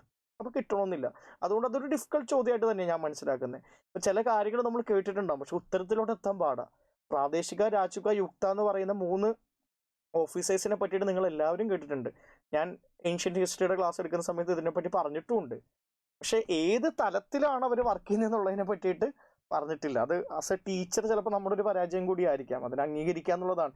കുറച്ചും കൂടി ഇൻഡെപ്ത് ആയിട്ട് കുറച്ചും കൂടി ഇതേപോലത്തെ ഫാക്ച്വൽ ആയിട്ടുള്ള കാര്യങ്ങൾ ഇനി മുതൽ പറഞ്ഞു പോകേണ്ടി വരും എന്ന് തന്നെയാണ് നമ്മൾ മനസ്സിലാക്കുന്നത്. ഇനി ഈ ചോദ്യം എവിടെ നിന്ന് എടുത്തു എന്ന് പറഞ്ഞു കഴിഞ്ഞാൽ ഞാൻ പറഞ്ഞല്ലോ, ഏൻഷ്യൻ ഹിസ്റ്ററി ആയിട്ട് ബന്ധപ്പെട്ടിട്ട് നിങ്ങൾക്കൊരു 80% ഓഫ് ദി ക്വസ്റ്റ്യൻസ് ഇനി കിട്ടാൻ പോകുന്നത് ഉപീന്ദർ സിംഗിൽ നിന്ന് മാത്രമേ ഉള്ളൂ. ഞാൻ എപ്പോഴും റിപ്പീറ്റഡ് ആയിട്ട് പറയുന്ന കാര്യങ്ങൾ പിന്നെ അവർ ചോദിക്കാതെ ആകുന്നുണ്ട്. കഴിഞ്ഞ എക്സ്ട്രീമിൻ്റെ സെഷനിൽ ഞാൻ പറഞ്ഞിരുന്നു, ഈ ബുദ്ധിസം ജൈനിസം ത്തിലൂടെ കടന്നു പോവാത്തൊരു 10 കൊല്ലം UPSCക്ക് ഉണ്ടായിട്ടില്ല എന്ന്. ഈ കൊല്ലം ആ ഒരു വർഷമാണ്. ബുദ്ധിസം ജൈനിസം വരാത്തൊരു വർഷമാണ് UPSCയുടെ 2025 എന്ന് പറയുന്നത്. അതുകൊണ്ട് ഇനി അടുത്ത പോലെ ഉപീന്ദർ സിംഗ് മാറ്റുമെന്ന് എനിക്കറിയില്ല. പക്ഷെ കണ്ടിന്യൂയിങ് ആയിട്ടുള്ള ട്രെൻഡ് അനുസരിച്ചിട്ട് ഇതിൽ നിന്ന് തന്നെയാണ് ചോദ്യം വന്നേക്കുന്നത്. കാര്യം നിങ്ങൾ നോക്കിയേ, Ashokan inscription suggest that Pradeshika, Rajuka and Yukta were the important officers at the district level. വളരെ കൃത്യമായിട്ട് അതേ സെന്റൻസിൽ തന്നെയാണ് ഈ ഒരു ബുക്കിൽ സ്റ്റേറ്റ്മെന്റ് കൊടുത്തേക്കുന്നത്. അപ്പോൾ അവര് എന്താണെങ്കിലും ഈ ഒരു ബുക്കിൽ നിന്ന് ഇതിനെ അതേപടി പൊക്കാനായിട്ടുള്ള സാധ്യതയെ നമുക്ക് കാണാനായിട്ട് പറ്റുന്നുള്ളൂ. മനസ്സിലായോ? ഇനി അടുത്ത ചോദ്യം, ലാസ്റ്റ് ചോദ്യമാണ്, 16th question of Indian history which has been asked in 2025 prelims. Consider the following statements in respect of the non-cooperation movement. എനിക്ക് ഈ മനസ്സിലാകാത്തൊരു കാര്യം, ഞാൻ ഇന്ന് രാവിലെ ക്വസ്റ്റ്യൻ നോക്കിക്കൊണ്ടിരുന്ന സമയത്ത് എനിക്ക് മനസ്സിലാകാത്തൊരു കാര്യം, what is this new found obsession with non cooperation movement and Gandhi? അതായത് നമ്മളെപ്പോഴും പറയാറുള്ളൊരു കാര്യമാണ്, പൊതുവെ ടീച്ചേഴ്സ് പറയാറുണ്ട്, അല്ലെങ്കിൽ സിവിൽ സർവീസ് ആയിട്ട് ബന്ധപ്പെട്ടേക്കുന്ന ഡിസ്കഷൻസിൽ പറയാറുണ്ട്, നമ്മുടെ പൊളിറ്റിക്കൽ ഡൈനാമിക്സ് ഭയങ്കരമായിട്ട് മാറിയിട്ടുണ്ടല്ലോ. ഒരു പൊളിറ്റിക്സ് മാറിയതനുസരിച്ചിട്ട് അക്കാഡമിക്കിൽ കുറേ മാറ്റങ്ങൾ വന്നിട്ടുണ്ടെന്നും ഞാൻ കുറച്ച് ഇൻഡയറക്റ്റ്ലി അത് പറയുന്നതാണ്, ഡയറക്റ്റ്ലി പറയാൻ എനിക്ക് താല്പര്യമില്ലാത്തതുകൊണ്ട്. അപ്പം അതുകൊണ്ടും ഇനി മുതൽ Mughal rule, Indian national Congress, Gandhi, ഇതേപോലുള്ള സംഭവങ്ങളൊന്നും തന്നെയും UPSCയുടെ ക്വസ്റ്റ്യൻ പേപ്പറിൽ പ്രതീക്ഷിക്കേണ്ടെന്നും നമ്മൾ പറയാറുണ്ട്. ഞാൻ പറയാറുണ്ടെന്നല്ല, കഴിഞ്ഞ കുറച്ച് കൊല്ലങ്ങളായിട്ട് ആ ഒരു ട്രെൻഡ് വളരെയധികം കൃത്യമായിട്ട് വിസിബിൾ ആണ്. അങ്ങനെ തന്നെയാണ്. ഇപ്പോൾ ഗാന്ധിയെ പറ്റിയിട്ട് കുറേയധികം ചോദ്യങ്ങൾ വന്നിട്ട് പെട്ടെന്നൊരു ഫുൾ സ്റ്റോപ്പാണ്. ഇന്ത്യൻ നാഷണൽ കോൺഗ്രസ് UPSCയുടെ കുറച്ച് കൊല്ലങ്ങളായിട്ട് ക്വസ്റ്റ്യൻ പേപ്പറിൽ ഇടം പിടിക്കുന്നില്ല. അപ്പം ആ ഒരു ട്രെൻഡിന് കംപ്ലീറ്റ് ആയിട്ടുള്ളൊരു വിരാമം ഇടുന്ന ഒരു UPSC പ്രിലിംസ് ആയിട്ട് 2025 അടയാളപ്പെടുത്തുമെന്നാണ് എനിക്ക് തോന്നുന്നത്. ഈ പ്രാവശ്യം non cooperation movement, civil disobedience movement, Gandhi, Indian national Congress എല്ലാത്തിനും പറ്റിയിട്ട് ധാരാളം ചോദ്യമുണ്ട്. ആ ഒരു 2015 UPSCയുടെ ആ ഒരു ചോദ്യത്തിന്റെ പാറ്റേണിലോട്ട് ഹിസ്റ്ററി മടങ്ങിപ്പോയി എന്നുള്ളത് വളരെ കൃത്യമായിട്ട് വിസിബിൾ ആണ്. എന്നാൽ നമുക്ക് നോക്കാം നോൺ കോപ്പറേഷൻ മൂവ്മെന്റ് ആയിട്ട് ബന്ധപ്പെട്ട 2 സ്റ്റേറ്റ്മെന്റ്. ഒന്നാമത്തെ statement, the Congress declared the attainment of Swaraj by all legitimate and peaceful means to be its objective. Swaraj attain ചെയ്യാന്നുള്ളത് കോൺഗ്രസിന്റെ എയിം ആണെന്നും അതിനു വേണ്ടിയിട്ട് ലെജിറ്റിമേറ്റും പീസ്ഫുള്ളുമായിട്ടുള്ള ഏതൊരു മീൻസും യൂസ് ചെയ്യാമെന്നുമാണ് ഒന്നാമത്തെ സ്റ്റേറ്റ്മെന്റ്. സ്വരാജ് വിത്തിൻ 1 year എന്നുള്ളത് ഗാന്ധിയുടെ നോൺ കോപ്പറേഷൻ മൂവ്മെന്റിന്റെ സമയത്തുള്ള ക്യാമ്പയിനാണ്. ഞാൻ 1 കൊല്ലം കൊണ്ട് സ്വരാജ് നേടിത്തരാമെന്ന് തന്നെയാണ് പറഞ്ഞത്. രണ്ടാമതായിട്ടുള്ളൊരു വ്യത്യാസം എന്ന് പറയുന്നത്, പണ്ട് കോൺസ്റ്റിറ്റ്യൂഷണൽ ആയിട്ടുള്ള മീൻസിലൂടെ സ്വരാജ് നേടിയെടുക്കാമെന്നുള്ള തീരുമാനമാണ്. നിങ്ങൾ 1906 സ്വദേശ് ആൻഡ് ബോയ്ക്കോട്ട് മൂവ്മെന്റ് നടക്കുന്ന സമയത്ത് 1906 കൽക്കട്ട സെഷന്റെ ഉള്ളിൽ under the presidency of Dadabhai Nauroji, Congress decided that its goal will be Swaraj, but that will be attained through constitutional means എന്ന് പറയുന്നുണ്ടായിരുന്നു. ഇപ്പൊ വീണ്ടും ഇവർ പറയുന്നത് എന്താ, 1920 എന്താ പറയുന്നത്, സ്വരാജ് തന്നെയാണ് ഞങ്ങളുടെ ഉദ്ദേശം, പക്ഷെ അതിന്റെ മീൻസ് എന്ന് പറയുന്നത് ലെജിറ്റിമേറ്റും പീസ്ഫുള്ളും ആക്കി മാറ്റി. കാര്യം ഗാന്ധി വരുന്നു, നോൺ വയലന്റ് ആയിട്ടുള്ളൊരു സത്യാഗ്രഹയെ പറ്റിയിട്ട് പറയുന്നു, പീസ്ഫുൾ, ലെജിറ്റിമേറ്റ്. കാര്യം നോൺ കോപ്പറേഷൻ ലെജിറ്റിമേറ്റ് ആണെന്ന് പറയാൻ വേണ്ടിയിട്ടാണ് ലെജിറ്റിമേറ്റ് പറയുന്നത്. ഒന്നാമത്തെ ഓപ്ഷൻ എന്ന് പറയുന്നത് അത്യാവശ്യം ഹിസ്റ്ററി അറിയാവുന്ന ഒരാൾക്ക് എളുപ്പമാണ്. രണ്ടാമത്തെ സ്റ്റേറ്റ്മെന്റ് ആണ് കുറച്ചെങ്കിലും ഡിഫിക്കൽട്ടായിട്ട് തോന്നിയേക്കാവുന്ന, കൺഫ്യൂസ്ഡ് ആക്കാൻ പറ്റുന്ന ഒരു സ്റ്റേറ്റ്മെന്റ് രണ്ടാമത്തെ സ്റ്റേറ്റ്മെന്റ് ആണ്. It was to be implemented in stages with civil disobedience and non payment of taxes for the next stage only if Swaraj did not come within a year and the government resorted to repression. അപ്പോൾ ഇതിൽ പറയുന്നത് എന്താണെന്ന് വെച്ച് കഴിഞ്ഞാൽ, non cooperation movement എന്ന് പറയുന്നത് ആദ്യത്തെ സ്റ്റേജാണ്. ഈ സ്റ്റേജ് കഴിഞ്ഞിട്ട് അടുത്ത സ്റ്റേജിൽ സിവിൽ ഡിസൊബീഡിയൻസ് എന്ന് പറയുന്ന പുതിയൊരു സമരമാർഗവും അതേപോലെ തന്നെ നോൺ പേയ്മെന്റ് ഓഫ് ടാക്സ് എന്ന് പറയുന്ന വേറൊരു സമരമാർഗവും കൂടി ഇംപ്ലിമെന്റ് ചെയ്യും. ഇത് ഫസ്റ്റ് സ്റ്റേജാണ്. സെക്കൻഡ് സ്റ്റേജിൽ ഈ പറയുന്ന പുതിയ സമരമാർഗങ്ങൾ ഇംപ്ലിമെന്റ് ചെയ്യും ആഫ്റ്റർ 1 year, 1 വർഷത്തിന് ശേഷം. സ്വരാജ് നോൺ കോപ്പറേഷനിലൂടെ 1 വർഷത്തിനുള്ളിൽ കിട്ടിയില്ല എന്നുണ്ടെങ്കിൽ സിവിൽ ഡിസൊബീഡിയൻസിലൂടെയും നോൺ പേയ്മെന്റ് ഓഫ് ടാക്സിലൂടെയും നമ്മൾ എന്ത് ചെയ്യും, സ്വരാജ് നേടിയെടുക്കും എന്നാണ് ഇതിൽ പറയുന്നത്. ഈ 1 year നേടിയെടുക്കാൻ പറ്റിയില്ല, അല്ലെങ്കിൽ ഗവൺമെന്റ് അതിനെ റിപ്രസ് ചെയ്താൽ, ഗവൺമെന്റ് അതിനെ അടിച്ചമർത്താൻ ശ്രമിച്ചാൽ. ശരിക്കും ഉള്ളതല്ലേ, ഗാന്ധി പിന്നീട് ബർദോളിയിൽ സിവിൽ ഡിസൊബീഡിയൻസ് നടത്താമെന്ന് തീരുമാനിച്ച സമയത്തല്ലേ ചൗരി ചൗര ഇൻസിഡന്റ് ഉണ്ടായിട്ട് കോൺഗ്രസ് എന്ത് ചെയ്യുന്നത്, സിവിൽ ഡിസൊബീഡിയൻസിനെ കംപ്ലീറ്റ്ലി മാറ്റുന്നതും നോൺ കോപ്പറേഷൻ മൂവ്മെന്റിന് എന്ത് ചെയ്യുന്നത്, വിഡ്രോ ചെയ്യുന്നതും. അപ്പോൾ എക്സാക്ട്ലി നിങ്ങൾക്കിത് അറിയില്ല എന്നുണ്ടെങ്കിലും നോൺ കോപ്പറേഷൻ മൂവ്മെന്റിന്റെ ഒരു കോഴ്സ് മനസ്സിലാക്കി കഴിഞ്ഞു കഴിഞ്ഞാൽ, അതിൻ്റെ ഒരു പോക്ക്, അതിൻ്റെ ഒരു ക്രോണോളജി മനസ്സിലാക്കി കഴിഞ്ഞാൽ ഇത് ചിന്തിക്കാവുന്നതേ ഉള്ളൂ. നോൺ കോപ്പറേഷൻ മൂവ്മെന്റ് തുടങ്ങി ഒരു കൊല്ലത്തിന് ശേഷം കോൺഗ്രസും ഗാന്ധിയും തീരുമാനിക്കുകയാണ് നമ്മൾ ബർദോളിയിൽ ഒരു പൈലറ്റ് പ്രൊജക്റ്റായിട്ട് സിവിൽ ഡിസൊബീഡിയൻസ് എന്ന് പറയുന്ന ഒരു പ്രോഗ്രാമും നോൺ പേയ്മെന്റ് ഓഫ് ടാക്സും ഇൻട്രൊഡ്യൂസ് ചെയ്യും. അത് വിജയിച്ചതിന് ശേഷം അത് ഇന്ത്യയിലോട്ട് മൊത്തത്തിൽ വ്യാപിപ്പിക്കും. അപ്പം ഇത് ഇങ്ങനൊരു കാര്യം നിങ്ങൾ കേട്ട സ്ഥിതിക്ക് ഒരു നെക്സ്റ്റ് സ്റ്റേജ് ഉണ്ടെന്നുള്ളതൊക്കെ ചിന്തിക്കാവുന്നതാണ്. പക്ഷെ എന്നാൽ പോലും എനിക്ക് മനസ്സിലാക്കാവുന്ന ഒരു കാര്യമാണ്, വളരെ കൃത്യമായിട്ട് ചിലപ്പോൾ ഇത് അറിയണമെന്നില്ല. സിവിൽ ഡിസൊബീഡിയൻസ് മൂവ്മെന്റ് 1930 വരുന്നത്, അത് അടുത്ത സ്റ്റേജിൽ നിന്ന് എന്തുകൊണ്ടാണ് പറയുന്നത്, ചിലപ്പോൾ എക്സാക്ട്ലി ഈ ഒരു ക്ലോസ് നിങ്ങൾ കേൾക്കണമെന്നില്ല. ആ ഒരു രീതിയിലുള്ള ഒരു കൺഫ്യൂഷൻ വന്നേക്കാം. പക്ഷെ ആക്ച്വലി രണ്ടും ശരിയാണ്, ബോത്ത് 1 and 2. ഇനി അത് എവിടെ നിന്ന് ചോദിച്ചു കഴിഞ്ഞാൽ അതിലൊരു സ്റ്റേറ്റ്മെന്റ് ഇന്ത്യ സ്ട്രഗിൾ ഫോർ ഇൻഡിപെൻഡൻസിന്റെ ഉള്ളിലുണ്ട്. കൃത്യമായിട്ട് പറയുന്നത്, the goal of Congress was changed from the attainment of self government എന്ന് പറഞ്ഞാൽ Swaraj, by constitution and legal means. പണ്ട് കോൺസ്റ്റിറ്റ്യൂഷൻ ലീഗൽ മീൻസിലൂടെ സ്വരാജ് അറ്റൈൻ ചെയ്യാൻ എന്നുള്ളതായിരുന്നു. ഇപ്പോൾ അത് മാറ്റി attainment of Swaraj by peaceful and legitimate means. അതേ സെന്റൻസിൽ തന്നെ കൊടുത്തിട്ടുണ്ട്. അപ്പോൾ ഒരു സെന്റൻസ് ഇന്ത്യ സ്ട്രഗിൾ ഫോർ ഇൻഡിപെൻഡൻസിൽ കൊടുത്തിട്ടുണ്ട്. പക്ഷെ ഇന്ത്യ സ്ട്രഗിൾ ഫോർ ഇൻഡിപെൻഡൻസിൽ കൊടുക്കാത്ത ഒരു സ്റ്റേറ്റ്മെന്റ് ഉണ്ട്. അത് കൊടുത്തേക്കുന്നത് ശേഖർ ബന്ദോപാധ്യായയുടെ ഫ്രം പ്ലാസി ടു പാർട്ടീഷൻ ആണ്. അപ്പോൾ സ്വാഭാവികമായിട്ടും നിങ്ങളിൽ ആരെങ്കിലും എന്നോട് ചോദിക്കാം, അപ്പോൾ നിങ്ങൾ പറയുന്നത് ഇതിലുള്ള എല്ലാം പഠിക്കണമെന്നാണോ, എല്ലാ ബുക്സും വായിക്കണമെന്നാണോ, ഇന്ത്യ സ്ട്രഗിൾ ഫോർ ഇൻഡിപെൻഡൻസ് മാത്രം പഠിച്ചാൽ പോരെ? ഞാൻ പറയുന്നത് അവർ ഈ statement, second statement Plassey to പാർട്ടീഷനിൽ നിന്ന് എടുത്തു എന്ന് മാത്രമേ ഞാൻ പറയുന്നുള്ളൂ. India struggle for independence repeated ആയിട്ട് വായിച്ച ഒരാൾക്ക് അതിൽ നിന്ന് കിട്ടുന്ന ഐഡിയ വെച്ചിട്ട് എന്താണെങ്കിലും എന്ത് ചെയ്യാൻ പറ്റും, ഇതിന്റെ ഉത്തരം കണ്ടെത്താൻ പറ്റും. പക്ഷേ ഇത് എടുത്തേക്കുന്നത് ഫ്രം പ്ലാസി ടു പാർട്ടീഷനിൽ നിന്നാണ്. എന്തുകൊണ്ടാന്ന് വെച്ച് കഴിഞ്ഞാൽ വെർബാറ്റിംലി ആ സെന്റൻസ് നമുക്ക് കാണാനായിട്ട് പറ്റും. നിങ്ങൾ നോക്കണേ, ഇവിടെ നോക്കണേ. The resolution accepted all parts of non-cooperation program, but it was to be implemented in stages. കൃത്യമായിട്ട് പറയുന്നുണ്ട്.